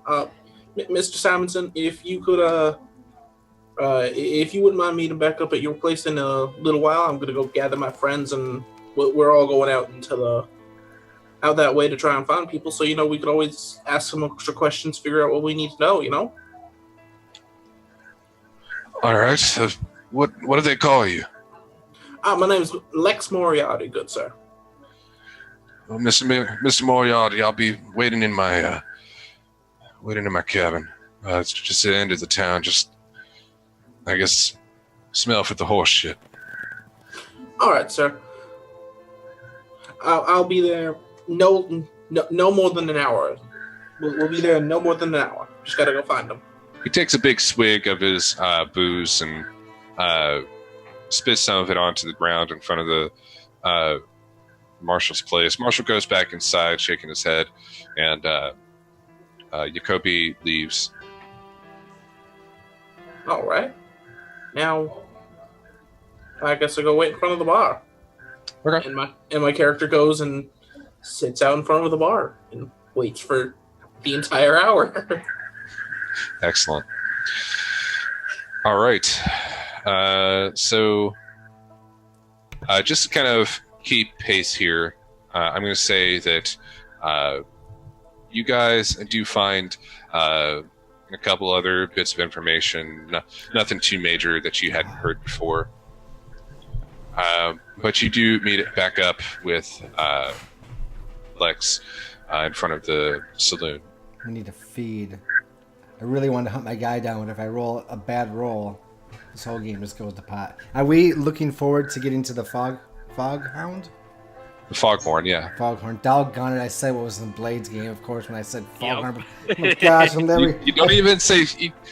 You said Foghorn instead of Foghound. You said Foghorn here instead of Fogmorn. Okay. Your head is just foggy. Alright, it is. Okay, let's just... No feeding yet. We'll get on with the going to that place that's haunted. I will not say. Sure. Yeah. I'll type it here. Well, Fogmorn. That's it. Yep. Anyways, you guys meet back up. Most of what you've heard is that there's some sort of hauntedness going over Fogmorn, and that anyone who goes there never comes back, even if they're just passing through. It's like a Bermuda Triangle of Wild West towns. Yeah, awesome. Let's go. As everyone starts approaching, I kind of wave and I'm like, guys, I got some information. I think. Oh, do you not, laddie? I think Krista is behind you with her hands up on your shoulder. Just like. Oh, hi, Krista. So what? Did he just... I assume you're going to tell me some sort of tale about how Mr. Simonson probably just walked right up to you. Actually, no, he walked up to the marshal's office. He was yelling at the marshal. He turns out his little girl is also missing. Motherfucker. How many daughters have gone missing around here, I think? I didn't. I probably should ask the marshal that, but there's been apparently a string of missing people. A lot of them say apparently, at least the one we're looking for, went to Fogmorn, from what they could tell. And she came in a couple of times for peanuts or something from the bar, and then vanished. Mr. Jacoby is actually wanting to finally talking to us. He's actually, wanting to talk to us. I got him nice and calmed down, though he is still drunk. His place is down over there by the, well, he said follow the horse shit. What else? The deputy asked us very kindly if we could find any of the people that are missing from his roster. Apparently he sent off a couple of people, and a whole bunch of them are dead, or at least he thinks they are because they haven't popped back up. And he says they're pretty honorable that they come back at least for their friend, even if they found a giant pile of gold. So that's worth something. And apparently there's a whole bunch of skeletons hanging out there or in the wind. But yeah, I didn't do anything with Mr. Jacoby. I just said that we'd meet up with him at his place when we were all here, because that's what you told me to do, Walls. You wanted us to meet up here and then go talk to him. You did good, laddie. So seems this town has a awful habit for people to just, go missing. That's supposed to be our job. Let's go talk to Mr. Jacoby, and then we can finally get on trail. And then food. Yes, and then food. Always with the food with you. I hunger. You're always bloody hungry. I'm young. I'm spry. I use a lot of energy to move as much as I move. Therefore, I am hungry. And move less, lassie. Nope. She was like this before. Caught me in my prime, she says as she kind of darts away a little bit into the shadows.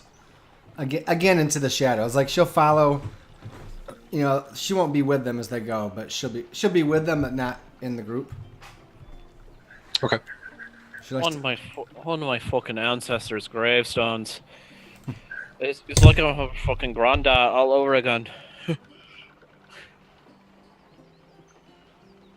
All right, so you guys head over to Jacoby's place. It is basically just a little hay barn in the stables, and you find him just kind of like sitting down with in some tears with a bottle nursing him more so than him nursing it. And yeah, what do you guys do? Mr. Simonson. Wallace is just going to knock on the edge of the door. Oh no, you guys are like, the barn is open. There's not like doors or anything. The horses are all gated up. He's just kind of like in a corner on some hay with a bottle. Mr. Simonson. Just fairly loudly. Trying to... Yeah, pard. What's the management come to me?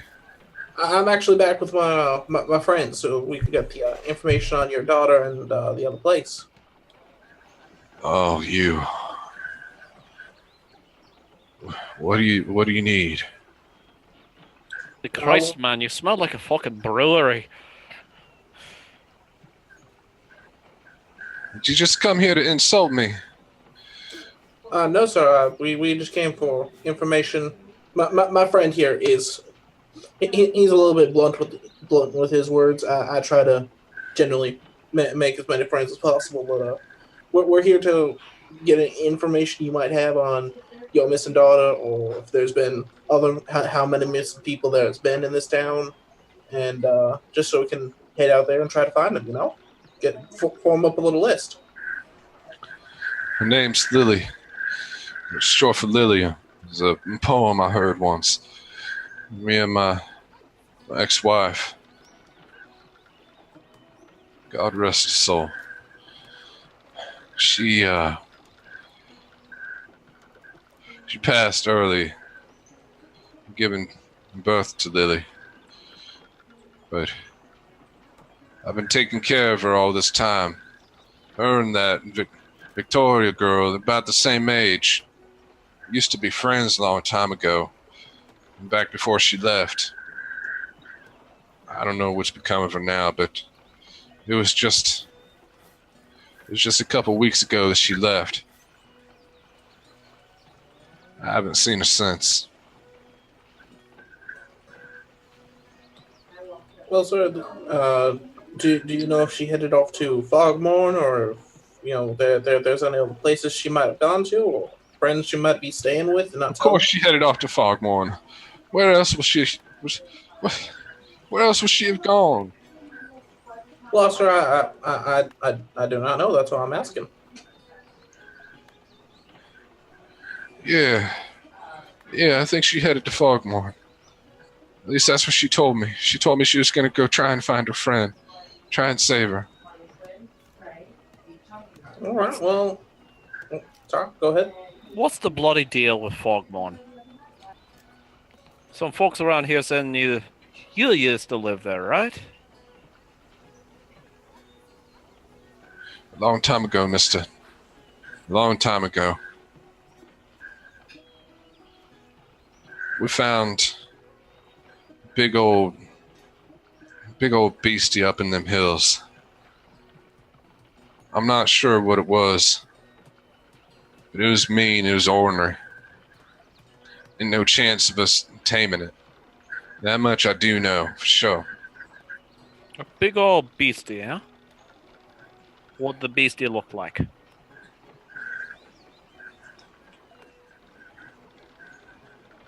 I'm not entirely sure, sir. It was almost as if there was some sort of vapor or something come out of them mountains. And then just everyone it touched just went up and gave up the ghost.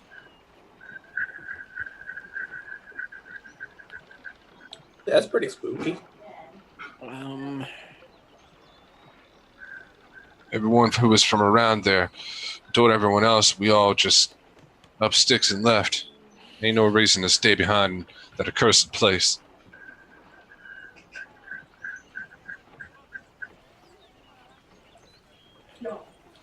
So, question, GM. Can I attempt to roll to see if that description matches any monsters Wallace may have heard of, considering that he's been around for a very, very, very long time? Yes, you can spout lore. Okay. That's plus your intelligence, and because you're an ancient vampire, you take a +1 to it as well. Okay. +1 on the result, or +1, or +1 on the result. Okay. There's a +1 tab on there. Oh, yep, I missed it. That's My fine. bad. 8. So 8. Not bad. All right, excellent. Okay.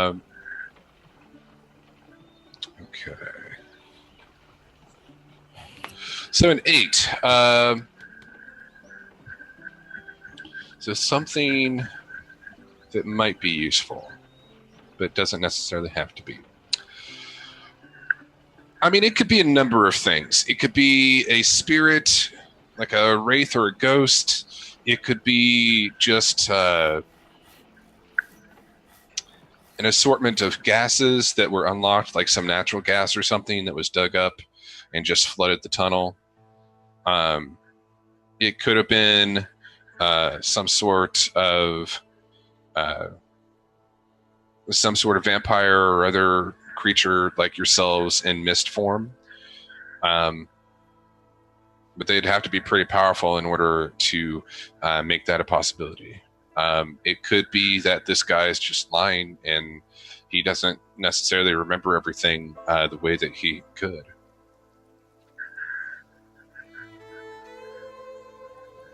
Okay.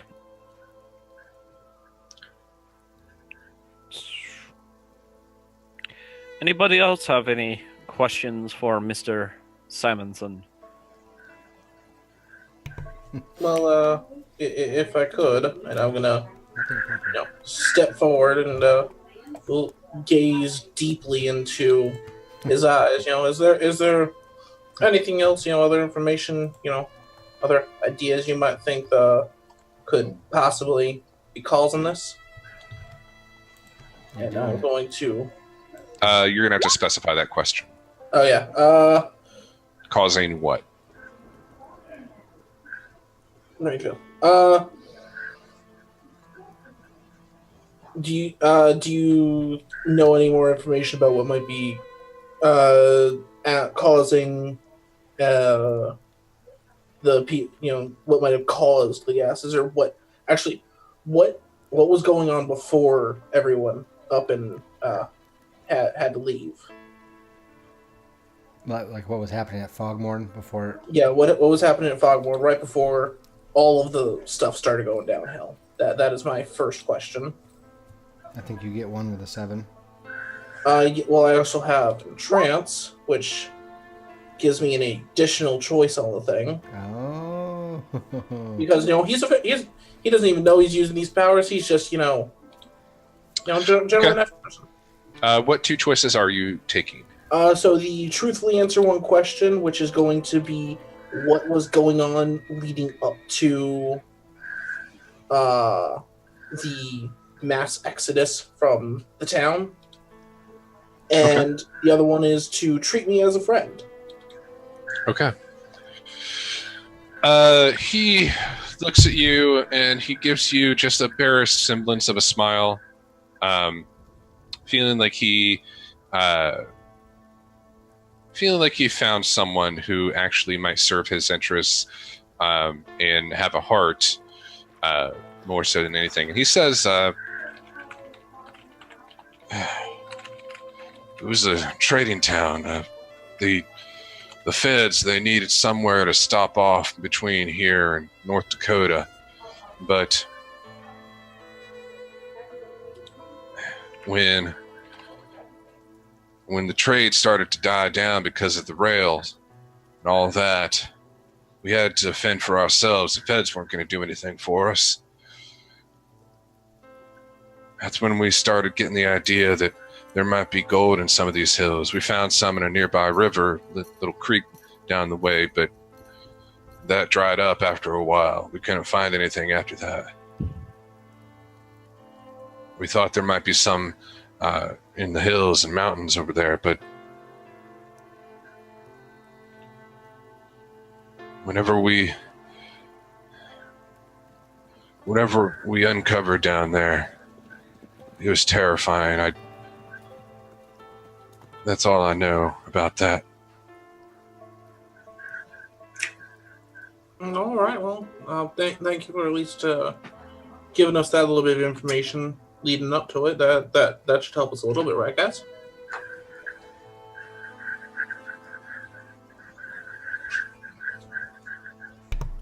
If that's all you can remember, that's all you can remember. Thank you kindly, lad. Why don't you sleep it off? And Chris is there behind Wallace, and she's like, now, the best way to have whiskey in our delicate condition is to feed upon a man who has been imbibing it. No, Krista. It tenderizes the meat and flavors the blood. Krista, no offense, but I think we should leave him alone for right now. You know, he's not having a good day. Oh, no, he's fine. I'm just making a point because Wallace is so concerned about having him some whiskey. I was just telling him the secret to it. For your information, booze makes the blood taste like ass. To each their own, I guess. Maybe you've just had ass-flavored booze. Anyway, she waves at the man who probably didn't even see her before. He's like, "Hey, we'll find your daughter." He's like sliding down and says, I think I'll do just that. And he just kind of like curls up with his bottle in his arms and on the hay into a little ball. Is there anyone else around right now? Discern realities. Yep, doing it. And that is intelligence? No, yes. Wisdom. Wisdom. Wisdom, like, doggone it. Boom. There's a couple of people not too far outside of the barn, but they are not within eyesight of you. Now, this might not happen, but like as soon as he slumps over, like she's down on all fours, crawling over him, just kind of like... Sure. Krista! And she's like inches from like his, like right here. Just like, she's like... Krista! Knock it off. Come on, Krista. And, you know, I wasn't going to drain him, just a little. No, come on, Krista. He's having a bad day. Just leave him alone. She wheels on Lex. She's like, fine, but you owe me something. And then she calms down and walks away.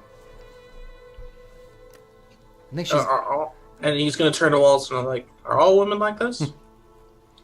Just the crazy ones, lad. Just the crazy ones. I think I've decided that she's manic. Well, the only one I know really too much is my ma. You know, she used to make these, you know, the best roast you could ever make out of a coyote. You know, nice little coat. You know, it was always great when, you know, Daddy brought home a coyote, you know, for some food. Buddy, let's just get the job going. Yeah. So I guess we should head to Fogmore. Indeed. Make sure your gear is all checked. Can't we all just turn into animals and get there very fast? It can't be that far away. Wait, you can turn into an animal? You can't? No. I can talk to animal. That might help. It's just beast. The blood of the beast. You know, bats, wolves, rats. No. Predatory animals like wolves, coyotes, you know, owls. But not change. No, change. Not speak to them. Who cares about? No. I can really only speak to them. No, change. Yeah, we work with our eyes. We work with the No, Samuel, you too. You don't? Just the eyes. Oh, Wallace, tell me. And Tell me, Wallace. We don't need to waste the energy, lass. We're going to grab horses, and we're going to get going. Actually, hey, we're in the stable right here. Let's just ask him for a horse. You all act like a bunch of humans. Like that's an insult or something, and it may be, depending, or maybe not. So Wallace is going to pause and turn and look Krista in his deep gaze, like his eyes are like pits. Let me tell you now, lass. You be careful how you're slinging around that there insult. Oh, nice. So, I am older than all of you little whelps put together. I'm older than all you whelps, your mothers, your grandmothers, and your great-grandmothers put together. You are a great patriarchal grandpappy. That is true. So when I say we're going to be doing it one way, it's for a fucking reason.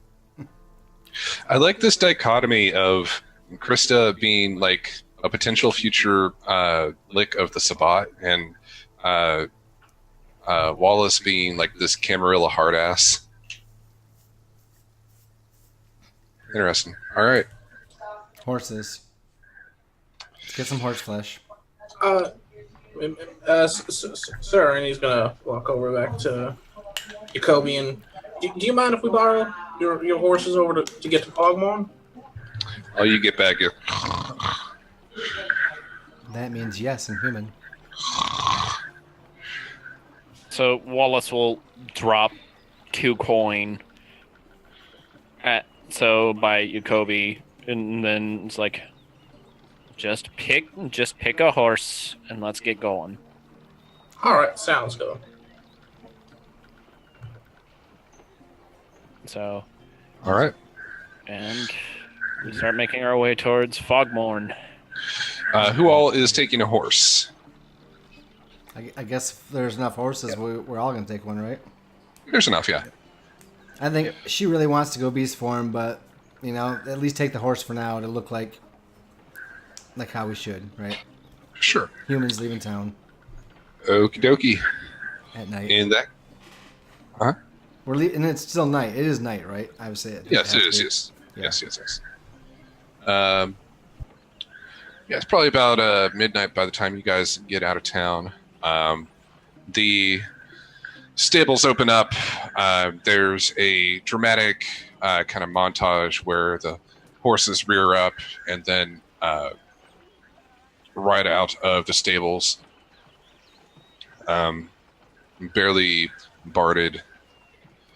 And you guys ride off into the hills.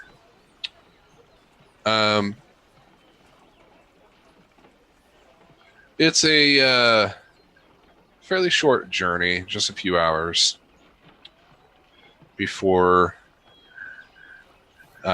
signs of civilization, roads, paths start forming, and then as you guys crest over a hill, you see this.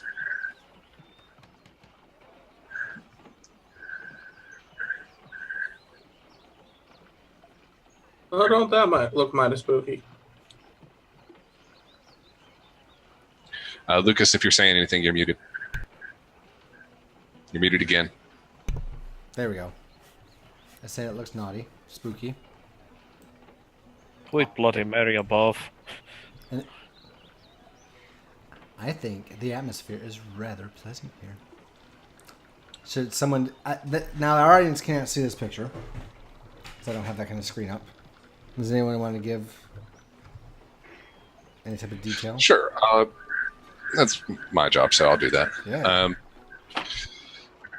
You guys crest over the hill and settled into this valley with mountains and plateaus surrounding it is a moonlit sonata of death. The very ground itself seems to be repulsed of any life or vegetation. All of it dead and flying about in the wind. The air appears to have a noxious green kind of atmosphere to it.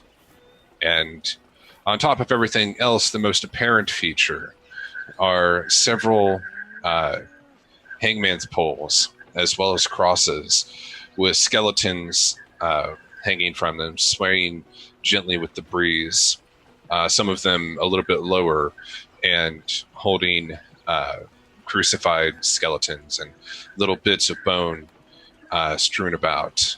The area is surrounded by the cawing of crows, feasting upon what little is left that this darkness hasn't touched. The buildings are dilapidated, destroyed. There appears to be an engine of a train just drove into the center of town. Its wheels stuck in the muck and dirt.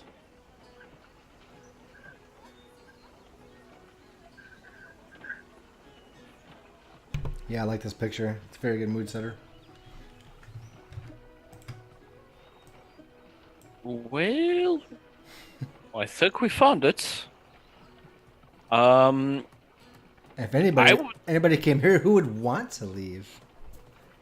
It's creepy image of... Oh, go ahead, sorry. Yeah. I would like to spout lore to see if I can, with this new bits of information, if this seems familiar to me in terms of possibly other vampires about. Go ahead. Do you want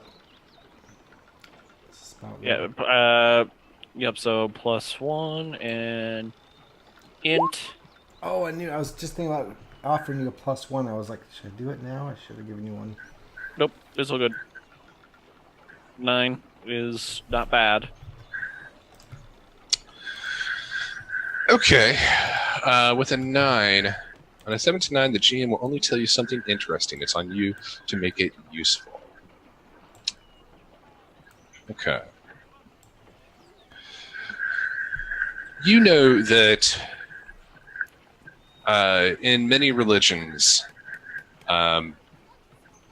crucifying someone is generally a sign of either penance for something or as a sacrifice to something. However, hanging someone is usually more of a legal thing rather than a religious thing. To have both of these together suggests that religion may have been the law, but you're not entirely sure what that might mean exactly. However, how do you know this? So, because I'm fuck off ancient, so I would imagine that Wallace, having experience upon the Green Isle before having to move over to the States, he's been around for an awful long time, been in close proximity of cultists and other whatnots and overzealous preachers. But whether this is the work of a crazed holy man or the like, or a bloody cult, is hard to discern at this time. But something is amiss here. All right. So, lads, I think we may have gotten into something we may have haven't bargained for. It's a job we're getting paid for. It's how it goes.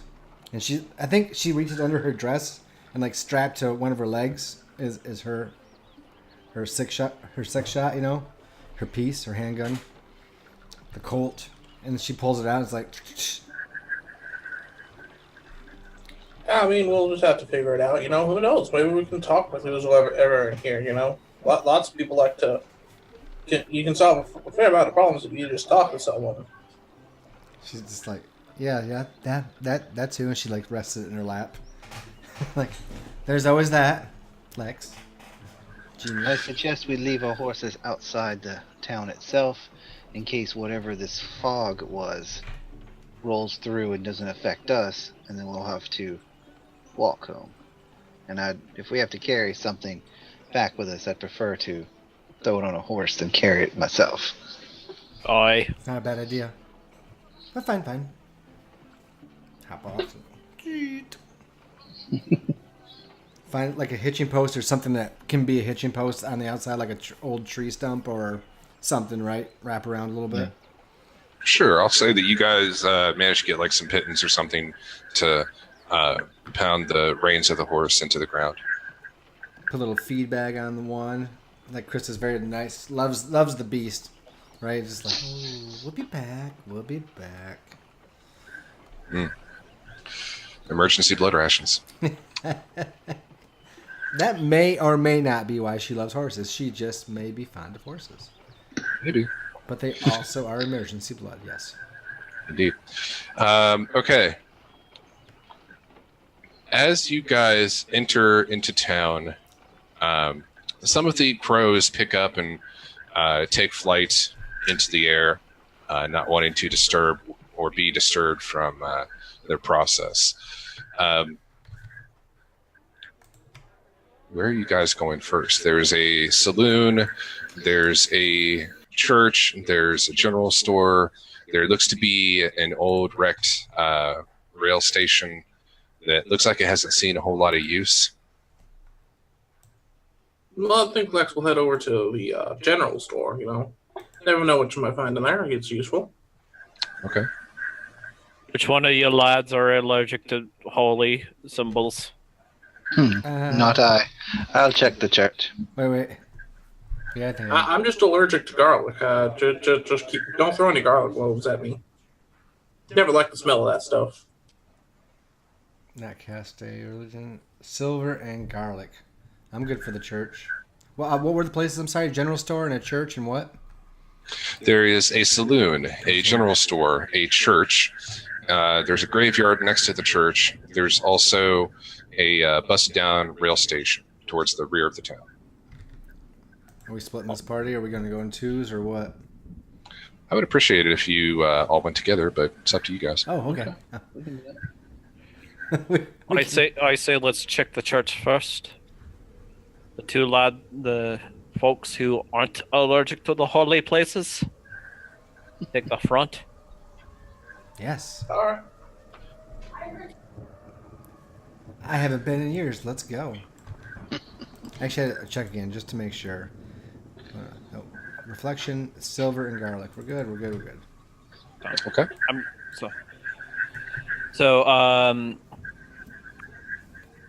So Wallace will be like, lead on. I'll be behind you. You may not see me, but I'll be there. All right. And he's going to Cloak of the Night.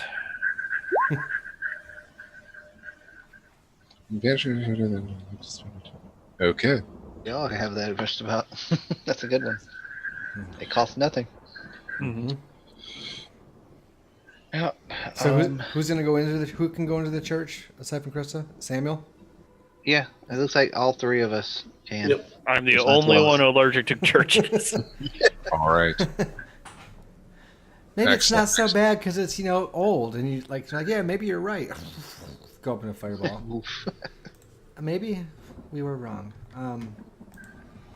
So let's take a look as we zoom back in this. Okay, yeah, kind of cool from another direction here. I like it.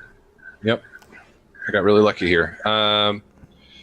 So you guys swing over towards the church here. Yep. And of course, it would also serve as a schoolhouse whenever a church wasn't being held. However, as you guys swing over that way, you see a flash of fabric, something dark, possibly indigo. It's hard to tell in this kind of lighting. Pass by from behind the church towards the saloon. But you don't. Looks like someone's running that way, but you're not entirely sure who or what it might be. You guys see that one too? Aye. Hello? We're the rescue party, I guess you could say. All you hear back is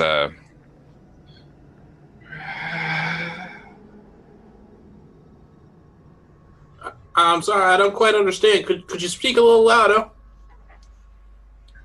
you don't hear anything back. Also, Lucas, if you wanted to talk, you're muted. Dang it. I said, sounds like one of Wallace's cousins. So Wallace doesn't say anything, trying to maintain Oh, that's right, you're in the shadows. shadows. Yep, sorry. She just says it openly to the other two. All right. I mean, should one of us go over and check on them in case they're hurt or something? If they were making that sound, they are not hurt. They're making that sound on purpose. Specifically, you didn't hear that from them. You just heard that. That's like something that you heard ambiently. We can assume it though, right? I mean, if we like. Yeah. If you like. I mean, you never know. I mean, But we have Wallace watching out here. If you want to stay as well, stay out here, keep an eye, and if they come out to join you or head your way, call out, we'll come back out. all right, I can do that. That'll probably be good. You know, two extra eyes out here looking out. You know, don't want to get jumped by like coyotes or something. Because if they're going to circle around, I don't want it to be through the building we're standing beside. Yeah, no, I can understand that. Sharp lookout, Lex. We'll see you in your shiny red suit very soon. All right, have fun in church. You know, I never really got to go into school, so you can grab me a couple school books too. You know, maybe I can learn something.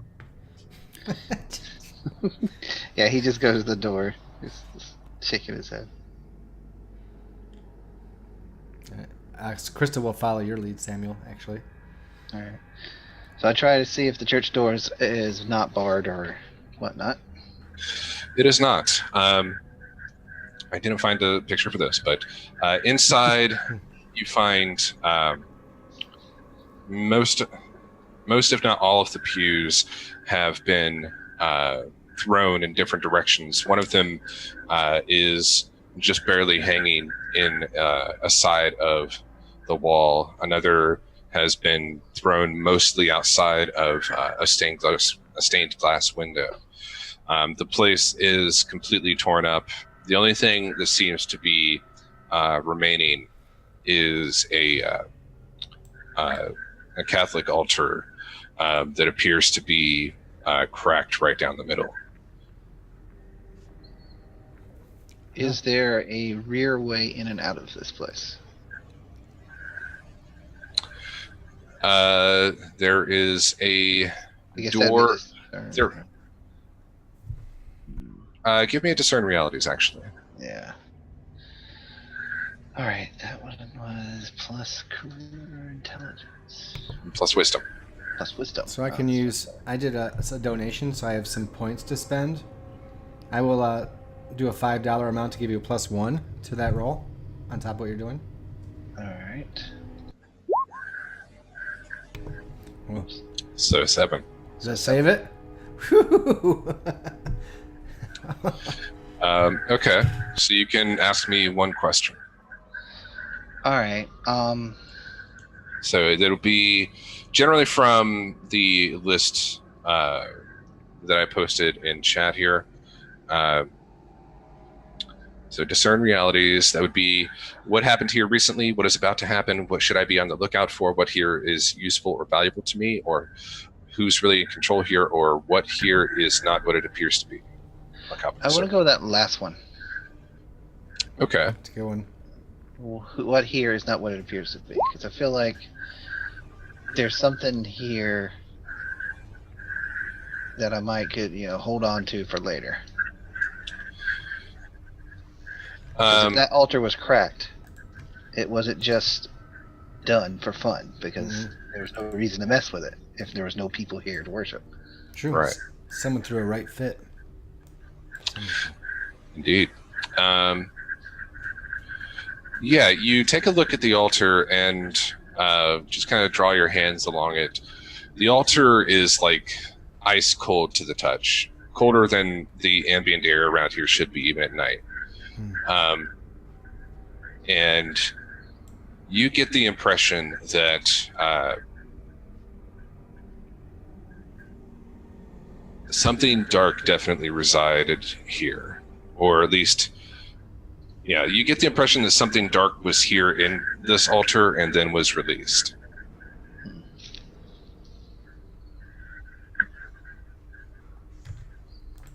All right. He looks over it for a few seconds, then stands up, wipes his hands, turns to Krista. Let's move on. There's nothing more here. Nothing. Whatever is in this town has already broken most of the town. Yes. Let's go make sure the other two aren't getting jumped. So we will rescue them, but okay. So was there no back entrance to this place? Discern realities. Oh. All right. That was wisdom. Wisdom. Oh. Holy crap, that's bad. Wah, wah. 3. That is indeed bad. That's bad. So like she comes up to the altar where he's at, and he turns around and tells her that, and she just, in a last glance, peeks over the altar, like towards the back of the room, just to like, all right, because she's thinking maybe we should go out the back and loop around, but just happenstance glance.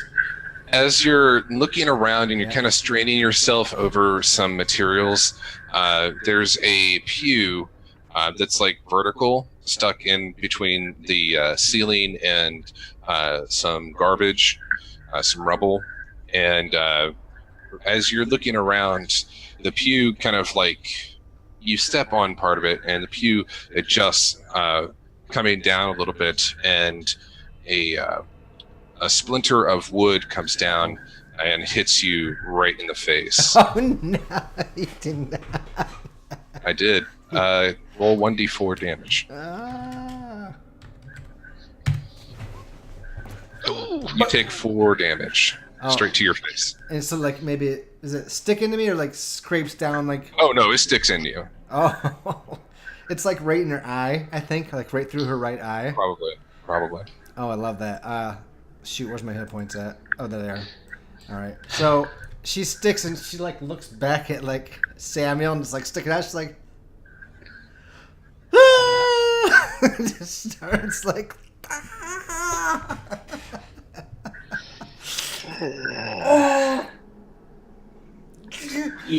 As soon as my character hears the screaming, he pulls out his full length scythe and charges in and goes, "What's going on?" It's like environment. Oh, okay. she starts. Besides the giant, could that be considered a stake or a splinter? It's not. It's a splinter, and it doesn't affect her unless it impacts her in the heart. Oh Yeah. no, that was just him asking, in character, Oh, okay. My bad. what would that count as? It really That would hurts. count as painful. It's painful. She's weeping. It's painful. Well, you want me to try and pull it out? Mm-hmm. All right, he's gonna go over and just hold her head. yeah, just hold her head, and he's holding the sides of her eyeball. He's gonna try and just rip it straight out. Yeah, I mean. Some doctor is like, hey, let me help you. He never said he was a doctor. He just said I was gonna pull it out. I'd like to roll strength to pull it out. I was a Sounds doctor. good. I say no. You should. No rolls. No. Oh, you did. Okay. This is where Dungeon World gets crazy. Okay. All right, you're able to pull it out, but her eyeball comes along with it. Just give that to me. Give that to me. Okay, yeah, I just kind of hand the whole splinter over to him. I mean, I guess at this point we could roast it over a fire. You know, I don't know how eyeball tastes, I though. can put it back in. It's just she's going to be called Blinky for a while. It'll heal up once I use some energy to heal it. I don't need it right now. I don't need to see. Yeah. I mean, I prefer seeing, you know, just in case, you know, one of these go. You know that I think about it. We're going to this place with ghosts and all this stuff, and we're going in here. We're trying to find out stuff, hunting them. Does that make us ghost hunters? Yeah, why not? Sounds good. Oh, then. You know, I've never been a ghost hunter before. This sounds fun, even more than before. Well, there's nothing in here apparently except for death by wood, so let's get back out to Wallace. All right, I didn't see anything while I was sitting out there. You know, at least nothing super obvious. All right. So while we're walking out, Paul's just trying to gently as he can and not bust the eyeball completely, get it off the stick so he can give it back to her. It's a totally gross scene that's just gross to the viewer, but not gross to us because it's. Yep. Okay. It's the third time I've lost this eye. Yeah, I know. All right, you guys head over towards the saloon. I was wondering if I should spend the blood to put my eyeball back in and heal up. Do you put it back in my head at this point, or are you holding on to it for a while? I'm not going to hold on to it. I'll put it back. Once I get it mostly stick-free. Good. It's a little deflated. Yep. All right. You guys head over to the saloon. This is what you see pretty much. The ceiling looks like it is caved in. It's definitely seen better days. I take it you go in? I'm going to call out again, you know. Hello? Wow, we saw you or someone running this way. We're here to rescue you if you're alive. Though I guess if you're a ghost, we're hunting you. I mean, we can still rescue you for a ghost if you're nice, though. Right? We can do that, guys? Sure, buddy. Go in. The doctor says we can rescue you if you're a ghost, so I trust his judgment. You can't see it, nor can you hear it, but Wallace is face palming awfully hard right now. He's providing Overwatch. That's right. Yeah, let's go in. Yep. Excellent. You can give me a discern realities if you want to try and hear what happens. Who'd? Oh, everybody? I won't. I don't know how rolls. The only thing you hear is a creaking of something. It sounds like.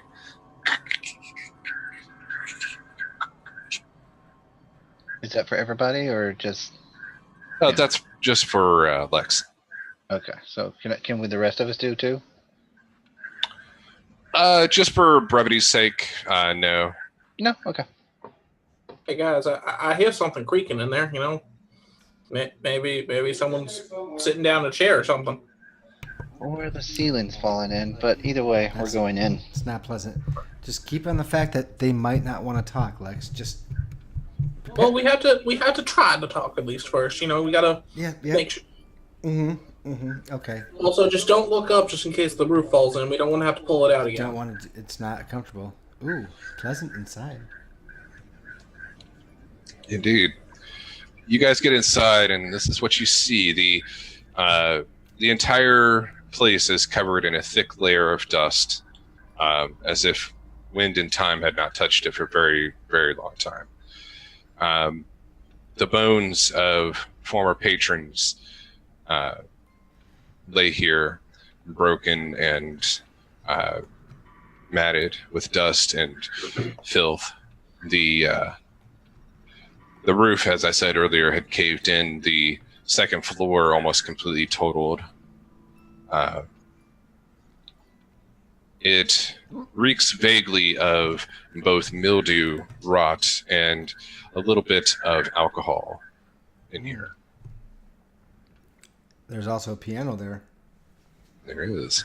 with a shotgun underneath it. Well, maybe that's not there, but according to the picture. Krista will check out the organ while keeping a lookout. Yeah, I mean, you can check out the organ, discern realities. Oh no. Keep calling for these rolls to discern things. Indeed. Oh, jeez. Excellent. Quit calling for Just rolls. what I wanted. I'm just It lands looking the at the other piano. Just looking at the piano. Yeah, Not touching. pretty much. You go up and you kind of like drag your fingers gently across the keys. A thick layer of dust coming along with it, and as this dust snowballs, it gets so heavy that it has enough force to actually trip one of the keys, and a resounding ding echoes through the saloon. As this happens, the skeletons, which were lifeless before, now rise up, and their heads turn 180 degrees to look at you before their bodies follow. Oh, Hello, fellas. it's this kind of saloon. Hello, fellas. We're just here to rescue anyone. If you want rescue, we can rescue you. Yes, there you go, Lex. Perfect. They will totally listen. Mm-hmm. And he tries to look into their eye sockets, since usually the eyes, when he looks people in the eyes, they seem to like him better, so that he just naturally goes for that. Yep. My name's Lex. If you don't mind not mind talking for a second, maybe we could help you. They all stand up and take out knives, scimitars, pistols, and start moving towards the group of you. Yes. I would like to do a volley fire Volley with away. my rifle with silver bullets. Excellent. Go for it. Oh yeah, silver bullets. I keep thinking it's just werewolves, but it's also undead. It is.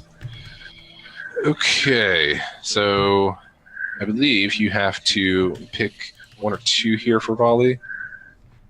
Probably one, I think. On a 7 to 9, choose one. Whichever you choose, you deal your damage. You either have to move to get the shot, placing you in danger, as described by me. You have to take what you can get and take a negative 1d6 damage, or you have to take several shots, reducing your ammo by 1. This would use up your silver ammo if you were to do that. Oh, so it's like that's a 1 ammo we have. I will take the Effectively, yeah. -1. I will take the minus 1d6 damage. Okay, so you do hit. So 1d8 minus 1d6 plus 1.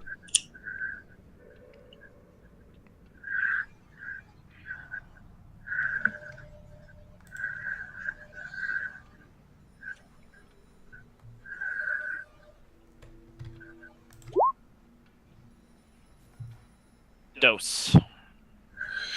All right. So you get a shot off, and one of the floorboards underneath you kind of cracks and collapses onto the dirt floor underneath. There's a little space, probably about like 6 inches or so between the two, and it throws off your shot. You clip this guy right in the shoulder, taking off part of his shoulder blade and rib, which fly off into the wall. But he definitely is still coming for you. Lads, quit trying to talk to them and fucking shoot them. Let's go. Krista hops up out on the organs like, woo, this is going to be great. Like banging on the keys, and then also, with her 6-shooter out, unleashes fire on the nearest. All right. Just because we got to get this Old West, we're just shooting. Bam, bam, bam, right? Excellent. Go for it. Volley. Volley with my dex. All right. That's a +1 damage from the pistol if it hits, right? Boom. Actually, Oh, it would have been +1 damage because of the rifle itself as well. oh, yeah. So it the would've gun been is +1 damage. plus- Okay. So it would have been +2 damage total. So it would have been a 3 rather than a 2. But Yep, they accounted for that. Yep. D8 +1 minus D6.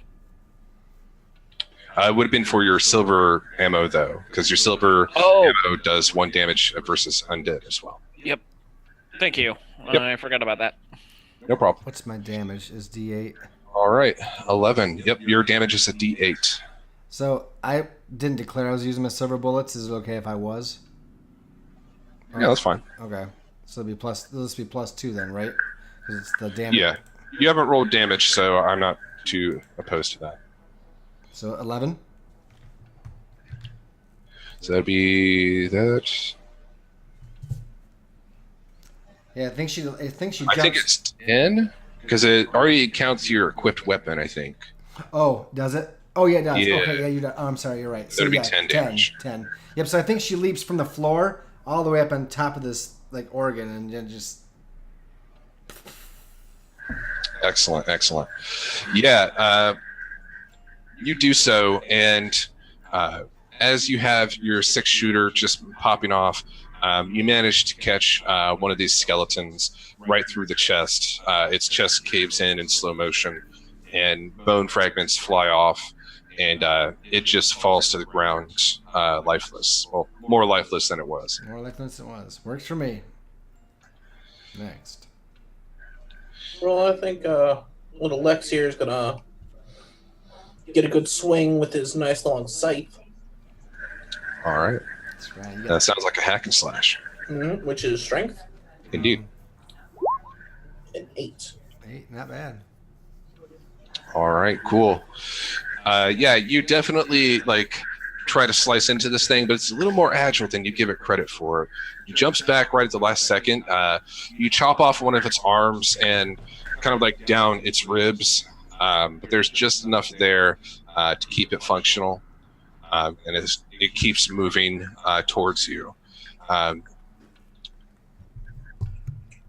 It didn't die, guys. All right. Samuel, are you doing anything? Make sure you take yourself off mute. I think I'm just going to have to shoot, but I don't have all the, fancy ammo stuff, so it's not going to be as effective, but... Sure. Let's go...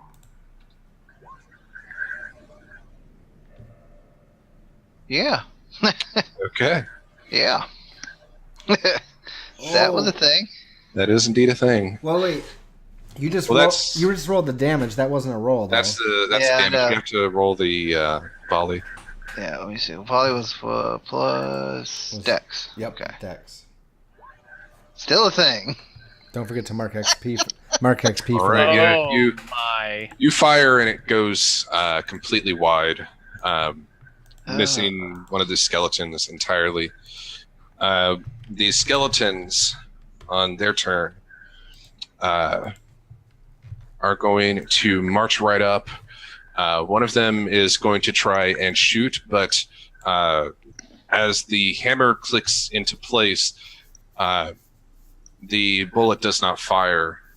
The skeleton looks at the handgun and then charges forward to bash Samuel down on the head. Samuel, you can try and defy danger to escape this if you would like. Alright, let's see. Defy danger. You can also, I should mention, you can also defend in order to defend someone else or a location. How does that defend work? So, effectively, if we're looking at the defend move... they're both about the same? When you stand in defense of a person, item, or location under attack, roll plus con. Oh. On a 10 plus, hold 3. On a 7 to 9, hold 1. As long as you stand in defense, when you or the thing you defend is attacked, you may spend hold 1 for 1 to choose an option. And options are redirect an attack from the thing you defend to yourself, have the attack's effect or damage, open up the attacker to an ally, giving that ally +1 forward against the attacker, or deal damage to the attacker equal to your level. I think I want to try with the Defy Danger Okay. using quick thinking. So I'm going to try to use my intelligence too. So why don't you describe first how you're going to use quick thinking to defy this danger? All right, what he's going to try to do is, as the guy's running towards me, just like Wallace showed that the floor is rotten and easy to pop up, or in his case down, I'm going to literally stomp a board and hope it smacks the thing. Kind of like not really clotheslining it, because, but the board was come up and make it to where it can't quite get the swing on me.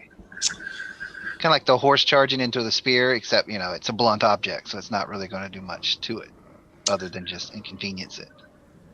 I would say that's probably that might be a strength. Would you rather do strength on that type of thing? I'll say you could do either or, just for brevity. Okay. So I'll do that this time. I'll come up with something better next time, now that I was reading it while I was coming up with that. Sure. Because I'm definitely not good at shooting.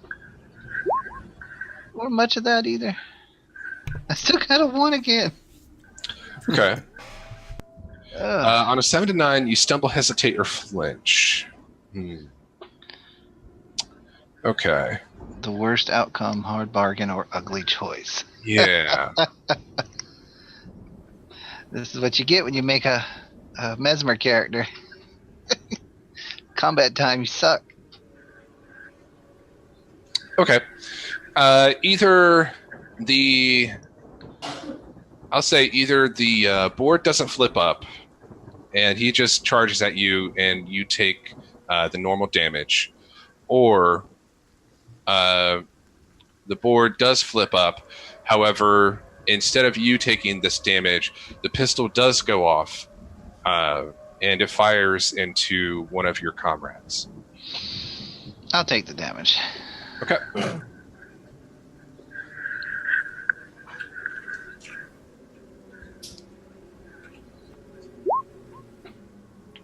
Ooh, you take 9 damage as this thing just bashes down this pistol right onto your head.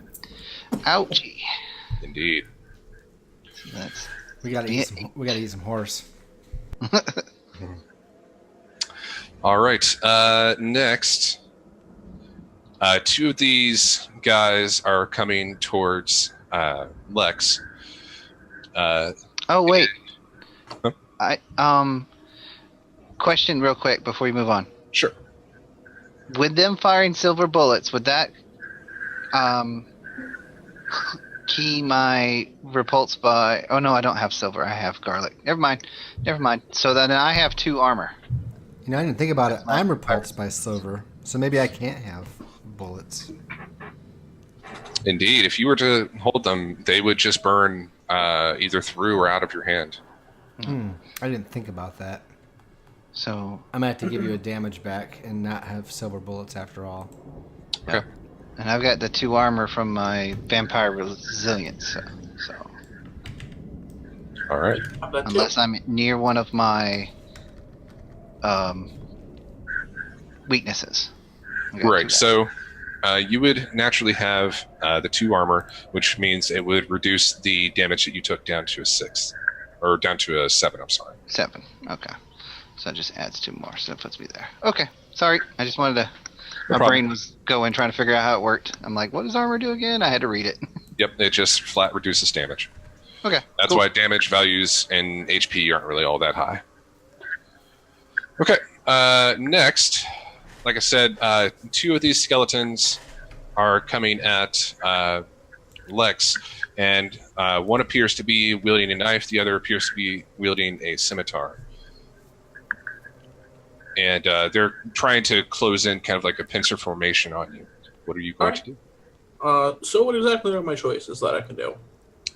Generally, you would want to either defend or defy danger. But if you think that there's something else that you can try, maybe a power, an advanced move that you have, or if there's something else that comes to mind in the environment or something else you think you can do, go for it.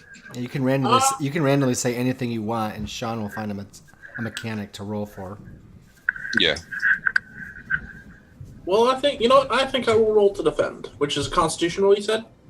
Okay. What specifically are you defending? Because technically it cannot be yourself, otherwise that would be a defy danger. I'm going to defend the spot I am in to prevent them from advancing to me. Okay. So that sound. Tell me how you're going to defend. Because typically it would be with con, but I'm open to defense.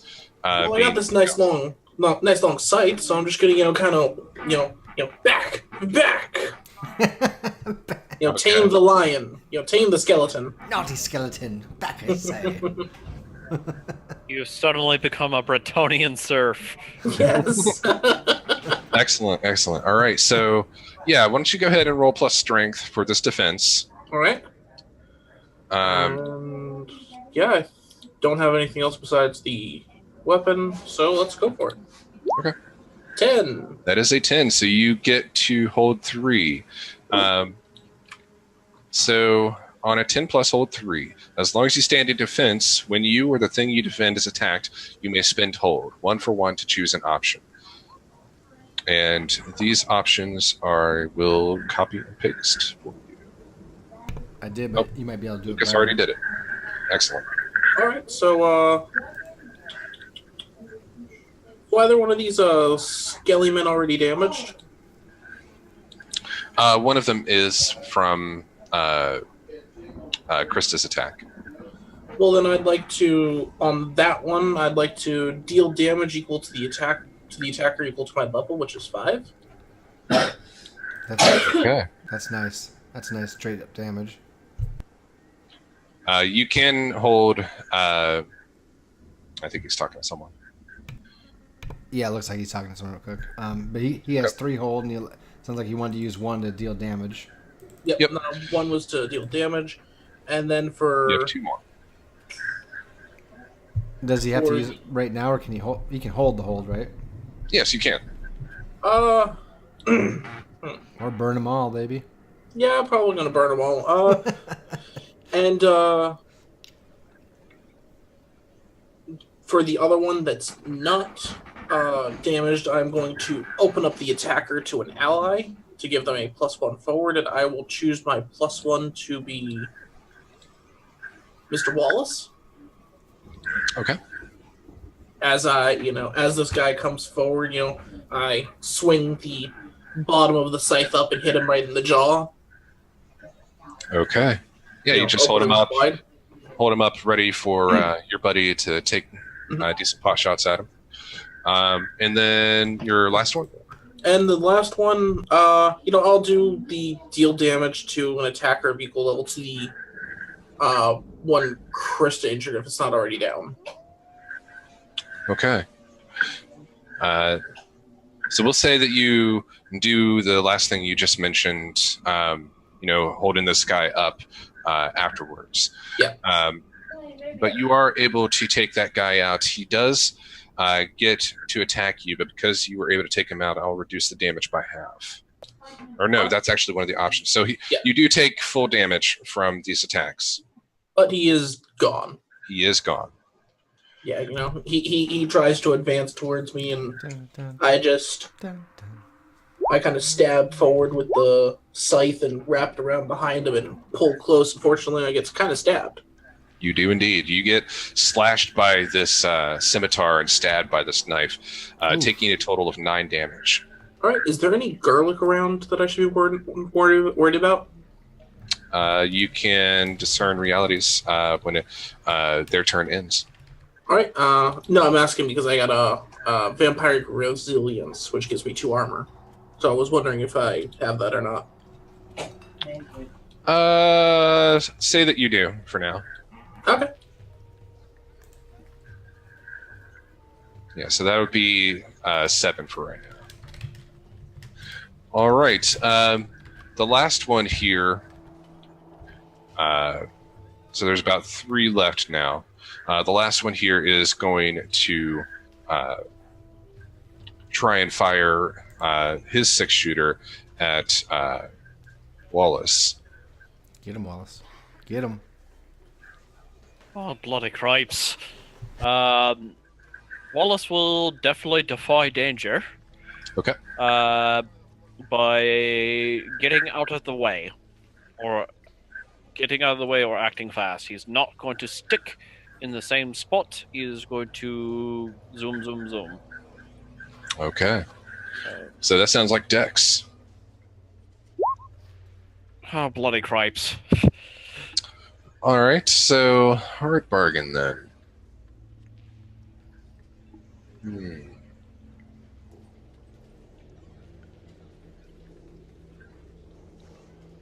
Okay. Either he's going to be able to shoot you and get a good, clean shot off on you, or you're going to move out of the way, and he is going to shoot at the last second as you're moving away. You see some very important-looking papers, and he's going to send a round right through those, possibly setting them aflame. Oof. Did you blow it up? Know how to make the Irishman sweat, don't you? I'll take the damage. Okay. So That's one. All right, you take 3 minus your armor. okay. Now I forget. Was vampiric resistance a special trait you had to pick, or was that just based on? I think it is one. I think it is one of the moves that you have to pick. Yeah, it's one of the 2 to 5 moves. Okay. Vampiric resilience. While you are not in the presence of any of your weaknesses, gain +2 armor. Okay. So then that means I have no armor, and this is going to hurt. I mean, it hurts you a lot less than it hurts the others. I think what happens is he shoots, and it just like wings you right in the side, in the lower side. There's probably going to be a bit of a wound, some blood, but not a hugely damaging attack. Oh, bloody Christ almighty! The damn bonehead can shoot. Pistol Indeed. exchange. All right. Now, it is y'all's turn. So Shoot. the way that this is structured is there's not like initiative or anything. It's just very free form. And anyone who has something that they want to do can call out at any time to do that thing. Wallace will follow up on Lex's setup, and will try to finish this other bonehead off. All right. So you take a 1 forward on this from that setup. Do it. Lex, I got him. Take the shot, lad. Or take the shot, Wallace. Wallace brings his Henry repeater up to his cheek, and Ooh, Okay. some 7s tonight. All right. I'll do donkey. That's a hard So seven. for a volley, you get to choose one. You have to move to get the shot, placing you in danger. You have to take what you can get, minus 1d6 damage, or you have to take several shots, reducing your ammo by 1. I will have to move to get the shot, putting me in danger. Okay. I think what happens is while he's got this skeleton kind of hooked up the way he does, you're not, because of how large he is and how large his scythe is, you're not really able to get a good angle on it. Even though he's got this guy hooked up and he's getting stabbed, you take the shot, and it's a little bit more fortunate that he's there, but you're now at a different angle, and one of the skeletons takes notice, and you see him kind of marching towards you. Okay. So I gotta roll damage, yeah? Yep, 1d8 plus 1 for your weapon, plus 1 for your silver ammo. So Not if bad. I set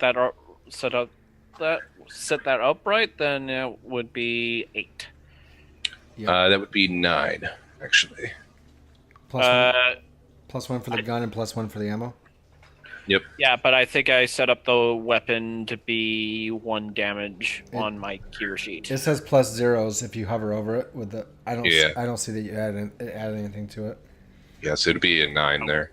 Okay. If you have your weapon under the subcategory and you go down where damage is and put a 1 there, it should add after that. I did, and apparently it's Huh. not taking. Okay. Then No biggie. we know though. We know it's a 9, right? Yep. Yep. Nice shot. All right. Very cool. So that one takes notice of Wallace. Indeed. I think Krista wants to act on that. Okay. I think like she blows it one way and she's like, "That's great," and all the stuff's happy. She looks over like, "Uh-oh." And so like I think, especially looking at this picture, she leaps off the organ and I feel like grabs the pole above or like the cross beam and like swings so she can like swing and leap onto the bar, hit the bar, like skid across like some broken liquor bottles, and then just like Give me a defy danger first. Yeah. Is that dexterity? That sounds like a dexterity. It does. Good. Okay. Yeah. Let's see what happens. I have some plus 1s to spend. I'm trying to decide when I should use them. Let's see. I should have used one before that roll. So that's an 8. So that's middle of the road. Okay. I think you manage to kind of swing on this cross beam. However, you notice that the cross beam, as soon as you put your weight on it, cracks, going from like this to like that. Ooh. And you have a bad idea about what might be about to happen. I'm going to put it to you. You think you would be able to get a good, clean shot off on this skeleton that is going after Wallace, and I'd give you a +1 on that. Okay. Just for one thing, just a hold. Yep. However, the beam breaks, and bad things might happen. Really bad things, considering all the weight that's potentially on top of you. The other possibility here is you let go of the beam before anything actually snaps off, and you don't get a +1. In fact, you get a -1 as you fall to your butt. But nothing probably comes down on you. I will choose the having a -1 to the shot. Okay. -1 forward, right? She realizes that and she's like, "Oh, gotta cut it short." So she kind of lips and she kind of like she's like ass over tea kettle for a minute, but like just manages to pull her weight, get around to the bar, but she slips as she fires. Like she tries to still slide on the broken liquor that's on there, or like hit a liquor bottle, smash it, do the cool slide, but she's overcompensated already, so she kind of slips and fires, and hopefully doesn't blow Wallace's head off. So I have the -1 forward on there. Volley. Oh, that was with a -1. Whew. Okay. Pick one. Move to take the shot, placing you in danger. Take what you can get, -1d6 damage, or you have to take several shots, reducing your ammo by 1. I don't know how much regular ammo we have starting out, so I'd like to know that, if we could establish that at all. 3. 3? Yeah. We'll use an extra ammo. So I just like come down and just like bam, bam, bam, bam, bam, and just like crazily blasting at this thing. Okay. Go ahead and do your damage and mark your ammo down by 1. Okay, I'm gonna roll her. So that's it. Straight out like that. 5. Okay. This one was previously damaged, and your shot rips through its shoulders, tearing its spine, shoulders, and pretty much its entire upper body into shards, which then splatter upon the floor of the saloon. All right. And fall down lifeless. I'll take it. She's just laying on her hand like this on the across the countertop, you know, like only took all 6 rounds, but it's fine. Was there any more, or was that? There's 2 more. Oh. One is heavily damaged. The other is at about half-life. Right. Well, I think Lex will turn to Samuel and go, "Should I leave these knives in me while we fight?" Before Yes, he runs past you. He's like, "Yeah, they're fine," and he kind of, I'm gonna step up to do an aid to basically shoulder bump one of them. So Samuel, Lex, once he stops paying attention to his knives, can just reach up and smack him. Yeah, it's like 2 knives. Is this sanitary? Yes, it's fine. Okay. And Lex will then, upon noticing that, Samuel shoulder checked one, will go, "Samuel, watch out!" Thinking Samuel just got jumped by it. Yeah. So I want to do an aid or interfere. Okay. Who are you aiding? I imagine it's Lex. Lex. Okay. And are you aiding or interfering with him? I want to aid. And Lex, what are you doing?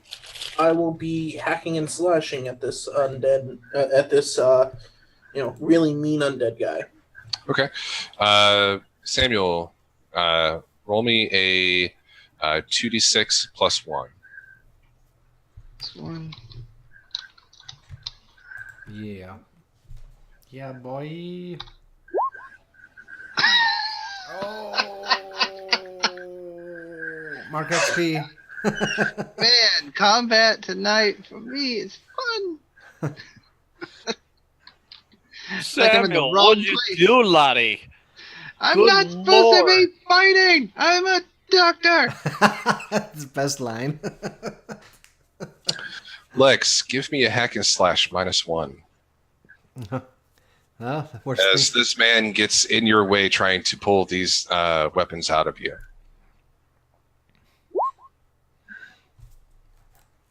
7. That is still a 7. That is still a partial success. Okay. He just swings like I'm not even there. He's like, what do? On a hack and slash 7 to 9, you deal your damage to the enemy, and the enemy makes an attack against you. Oh no. I'm getting re-stabbed Indeed. for the 3rd time. You're probably just pulling him out, and then Samuel hits the thing into you, and it pushes him back in. Well, Oh, the it's thing for aid or interfere, it says on the 7 to 9 you expose yourself to danger, so it could be hit too. Okay. Am I just cleaving through one undead into the next? I mean, you can... what are the tags on your scythe? It is 2-handed and reach. No, you would need area for that. Okay. Okay. Do your damage, and then I'll do damage back to you. All right. Now I was actually going to ask, how does damage work with this? Because I could not find the damage for the long scythe when I was doing this. I think most weapons just go by your regular damage. Yeah, Okay, it's, so the D8. Some of them provide a bonus of like 1 + 1 or +2 or something like that. But Okay, no, for I just you as a vampire, your playbook states that your damage is D8. Okay, I just wanted to double check to make sure I was doing stuff right. Yep. 7 damage. solid damage. Okay. You definitely take one of them down, just kind of like collapsing the bones onto you. However, this guy at the last moment attacks as well, taking the scimitar out of you and slashing down with your body as it crumples to the ground. And you take 2 damage. He only gets a little bit of a nick into your torso. All right, so since I have 2 armor, that does no damage. Indeed. Okay. All right. Well, at least one of the things is out of me. All right, so that's y'all's turn, I believe. This last skeleton is going to take the dagger. I think it's that one. No, this one has a gun. And it's going to fire off at Wallace. Or no, that one Krista killed, I think. I've killed 2 now, I believe. Trying to think of where these guys actually are. Well, there's the one that shot at me, or was going to shoot me, and then ended up clubbing me. Yeah. That I think I kind of ignored and went after the one that was in front of Lex. He died. I think it is the dagger guy. The dagger guy takes the dagger out of you and tries to stab you in the face. Oh no, Lex. That hurts. Oh, I can no. attest. It hurts. Not the eye. Not the eye. Or the other eye, really. In this case, I'd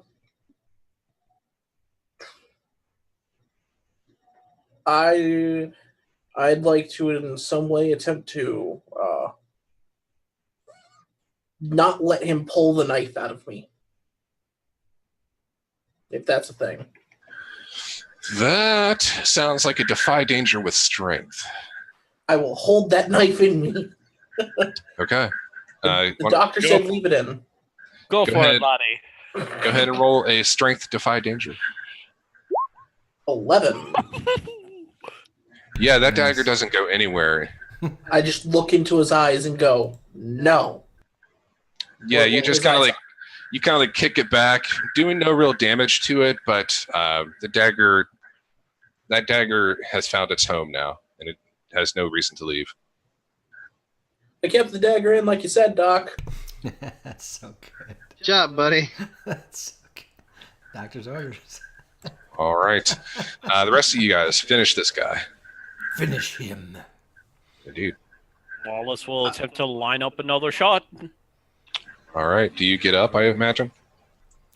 'Cause Yeah. I think you were prone. You and what's your name? Krista were prone, I believe. But yeah, you can get up and take your shot, no problem. I took out the one that was attacking him, right? That was You my did, goal. yes. Yep.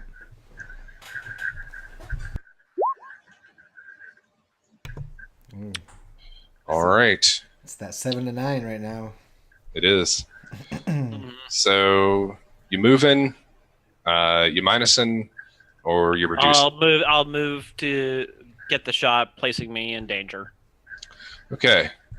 Since the only danger is going to be from him, I'm going to say that he's going to try and reach out and just like spinal claw at you.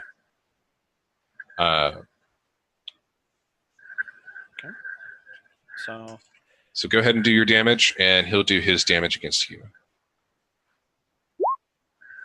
10 damage. Yeah, you definitely Nice. grab him.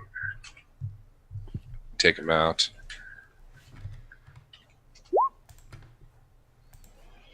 However, you take 8 damage for the effort as this thing reaches up and just like claws at your neck, cutting off the air supply you don't need, but also the blood supply you do.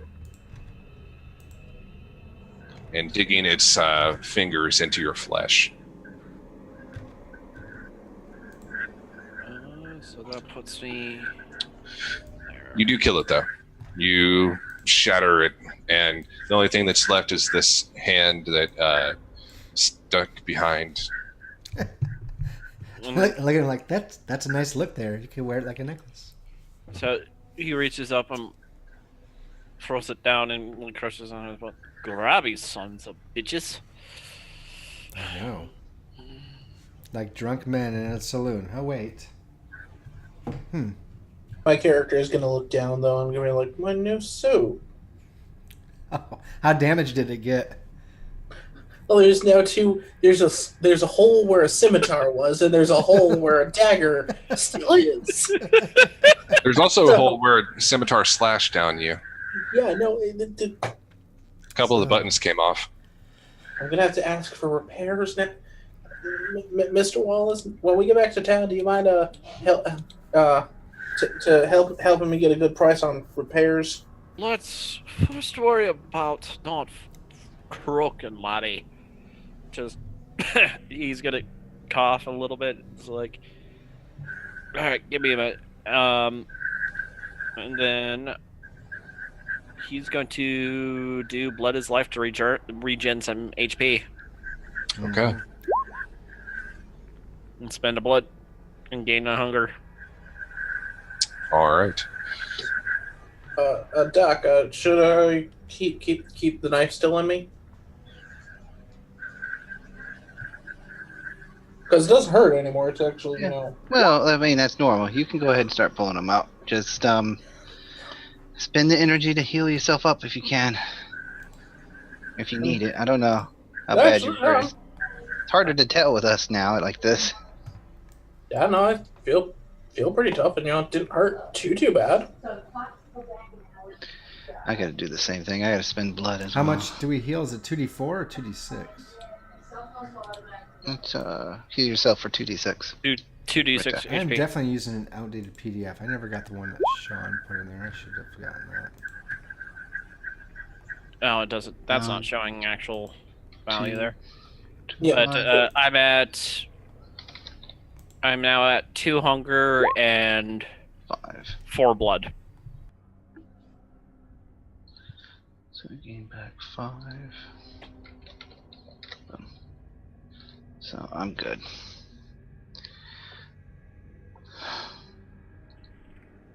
But yeah, I'm gonna just pull the dagger out. Making sure to do it nice and carefully to not ruin the suit any more than it is. All right. As you guys, we're going to wrap up here shortly. As you guys finish off these skeletons, you look outside because you hear the sounds of more skeletons walking, creaking, their bones clasped to each other through some foul necromantic magic. And right in front of all of them, in dark, almost black and indigo robes, you see a young woman with pitch black hair coming down into curls around her framed face. A green, pale light in her eyes.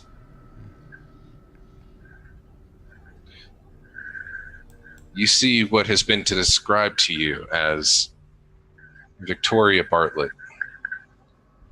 And in her hands, she holds pale, sickly green energy, pulsing in waves. The same kind of energy that you saw in the eyes of these skeletons, and the ones that you see in the eyes of the skeletons behind her. She calls out to you. She says, "Whoever you are, you're not leaving. Not alive, anyway." Miss Bartlett? Shush, laddie. Let's get into a cat fight. Come on. She seems still pretty. She seems like she still wants to talk a little bit. No. She just said she was going to kill us. Jokes on her, but. Well, I mean, we're already dead, so it should be fine. We miss you. You happen to be. That magic could be vulnerable. So. Would you happen to be Victoria Bartlett? I be laddie. And who are you? So far from the Isles. Why don't you come out here so I can see you properly? Ooh. I would like to. Do you leave and just say that, Me? Krista? What? Ooh? I thought you said boo, like as if you were leaving and just saying that. Oh no, I was just like ooh, because I thought about something. I'm doing cloak of the Okay. bat and disappearing into the darkness. Okay, I would like to discern reality. go for it. Here, and that's a Or cloak of night, I meant. Okay. I don't know why there's a roll attached to that, but apparently I think it's supposed to be used as a stealth roll. I didn't uncheck the roll, so it shouldn't. Oh, okay. It's just thing. It's just a thing that happens. Okay. That's a 10. All right, what are your questions? Nice 10. So, what should I be on the lookout for? If she has the kind of power necessary to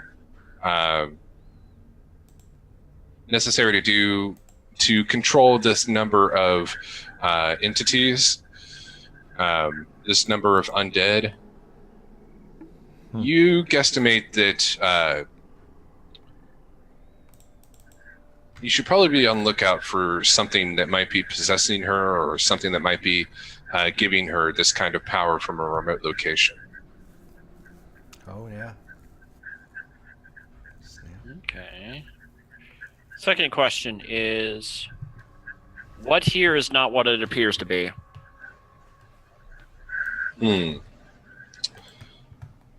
As you look her closely, like, she might not be able to see you, but you can definitely see her.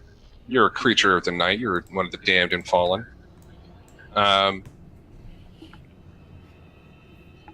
As you look at her, you see something around her neck. It's barely there, barely corporeal, and looks like almost like a horseshoe around her neck, a real big one.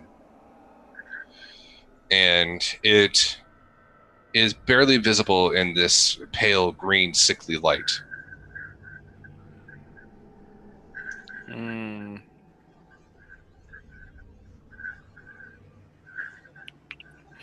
Third question is,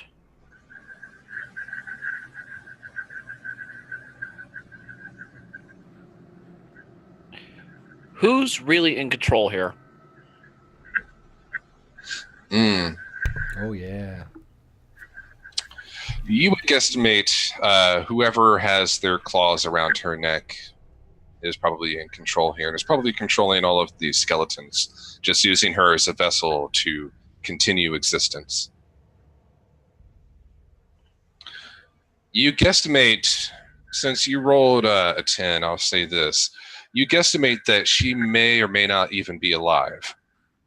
But the way that she's preserved, if she's dead, you guesstimate that she would probably age in an instant if she was freed of this entity.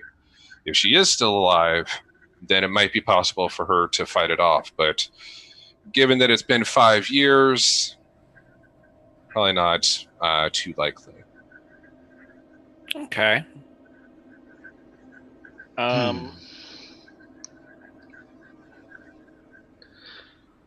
Could I do a spout lore along with what my equipment item bag of books to try to research how to separate revive? Because some vampires have the ability to do this too, where they can make some zombies, or not zombies, but skeletons. Mm-hmm. Sure, yeah. You can pull out a book on necromancy or exorcism if you wanted to. So, you would take off a use of that and then give yourself a +1 on that particular roll. Alright, spout lore was Let's go. Intelligence. Let's do another +1 as well on there from another $5. Okay. Yeah, for donations. So that's +2 to int. Heck. So 9. What is with the Oh, I thought that was with the +2. Okay, well, still, we got you in there. Good gracious. It's freaking 9s tonight. I know. Or 7s and 9s. If only your name was Day 9 or something. All right. With a 9, something interesting but not necessarily useful.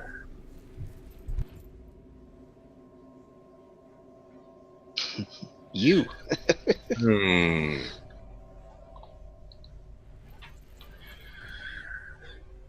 Let me specify. Did you pull out a book on necromancy or a book on exorcism? I would say necromancy. Because it seems more relevant. Okay. Because I'm more worried about her minions than her. Sure. Because if I can stop the minions, I can let these other people take care of the her. Okay.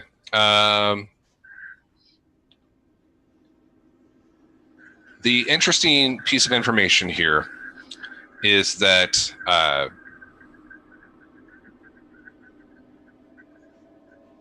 typically energies like this that warp around the very fabric of space and sometimes time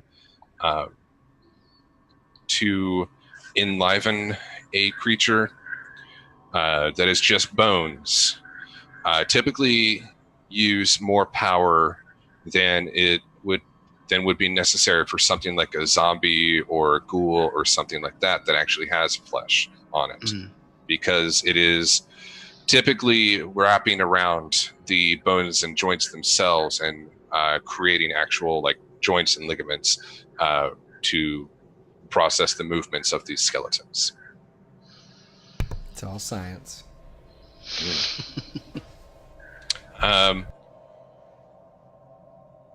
However, Victoria seems to get impatient and says, "All right, I'm done with this. You come out now or we're coming in. I got enough boys out here to surround this whole damn town. I'm giving you to the count of 3. 1. So I would like to spend a blood to 2. obfuscate. I'll head out. Buy the group some time. All right. Hold on, miss. Sorry about that. Got caught up on some bones and the extra couple of knives in me. Lex goes out. She looks you over up and down, and for whatever reason, she seems taken aback. And she says, Oh, you'll do just nicely, won't you? And we're going to go ahead and cut it for there. No. He just waves, like, hi. Snap. Wow. Well. As I try to deepen the shadows, and you just like, la da da da da. So deep, you deepen the shadows, and Lex goes out and gets complimented. Kind of. Yeah. Kind of. Something like that. Yeah, all the girls like him. Well, there we go. There we have it, right? There we have it. Indeed. Let me bring it back around. Shoutros and things, right? Mm-hmm. Those are usually things, yeah. Let me. I don't know if we got any further. I was gonna let me just refresh Extra Life to see where we're at. I think we got up to 170 tonight. We'll take it. At least by this point in Jodo's 24-hour stream, which you still have a few more hours to go, don't you? Oh, yeah. I get to keep going until 8 a.m. local, and it is only 10:03 local. Oh, wow. So we're 12:03, so you're 10. Oh, so you got 10 hours, buddy. Right? Yep.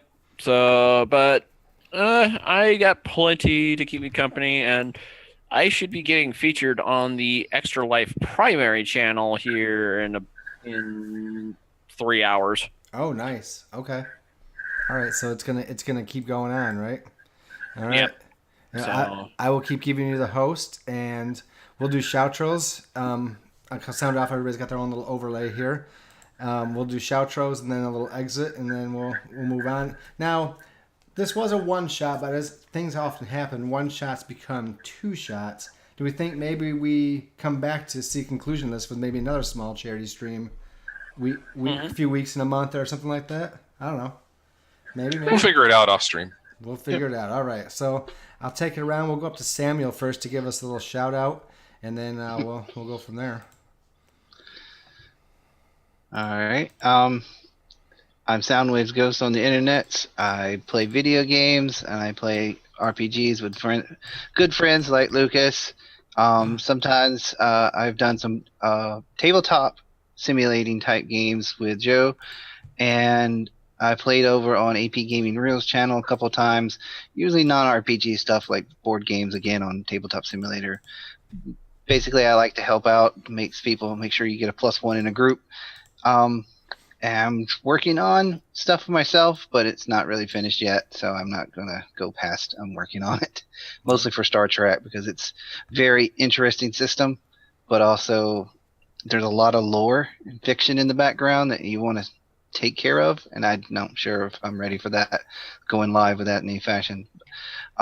Thanks for coming out. These charities were a good cause, as always, of course, for kids especially. Everyone always give deeply, give heartily, and thanks for coming out. All right.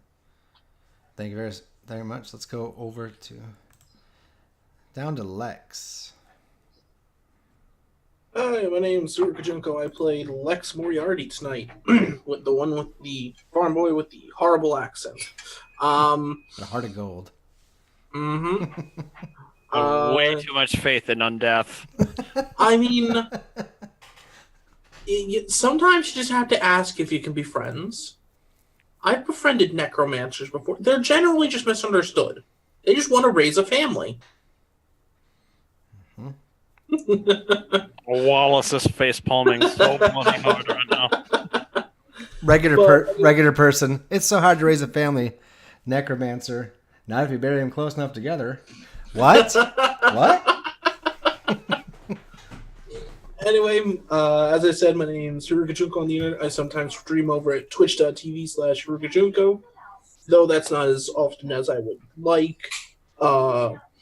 I have to say, I definitely have to thank Jodo for actually letting me join you guys all tonight. This is my first time doing a charity event for the Extra Life. I'm actually very happy to be out here, trying to do at least a little bit of something. I definitely can't do the 24-hour stream like Mr. Jodo here. He's going above and beyond, in my opinion. But besides that, yeah.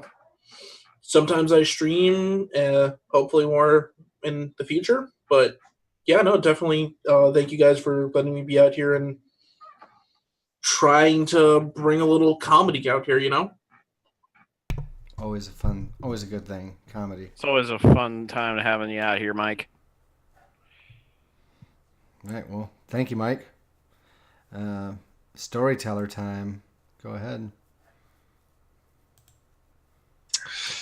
Yeah, thank you very much for watching today.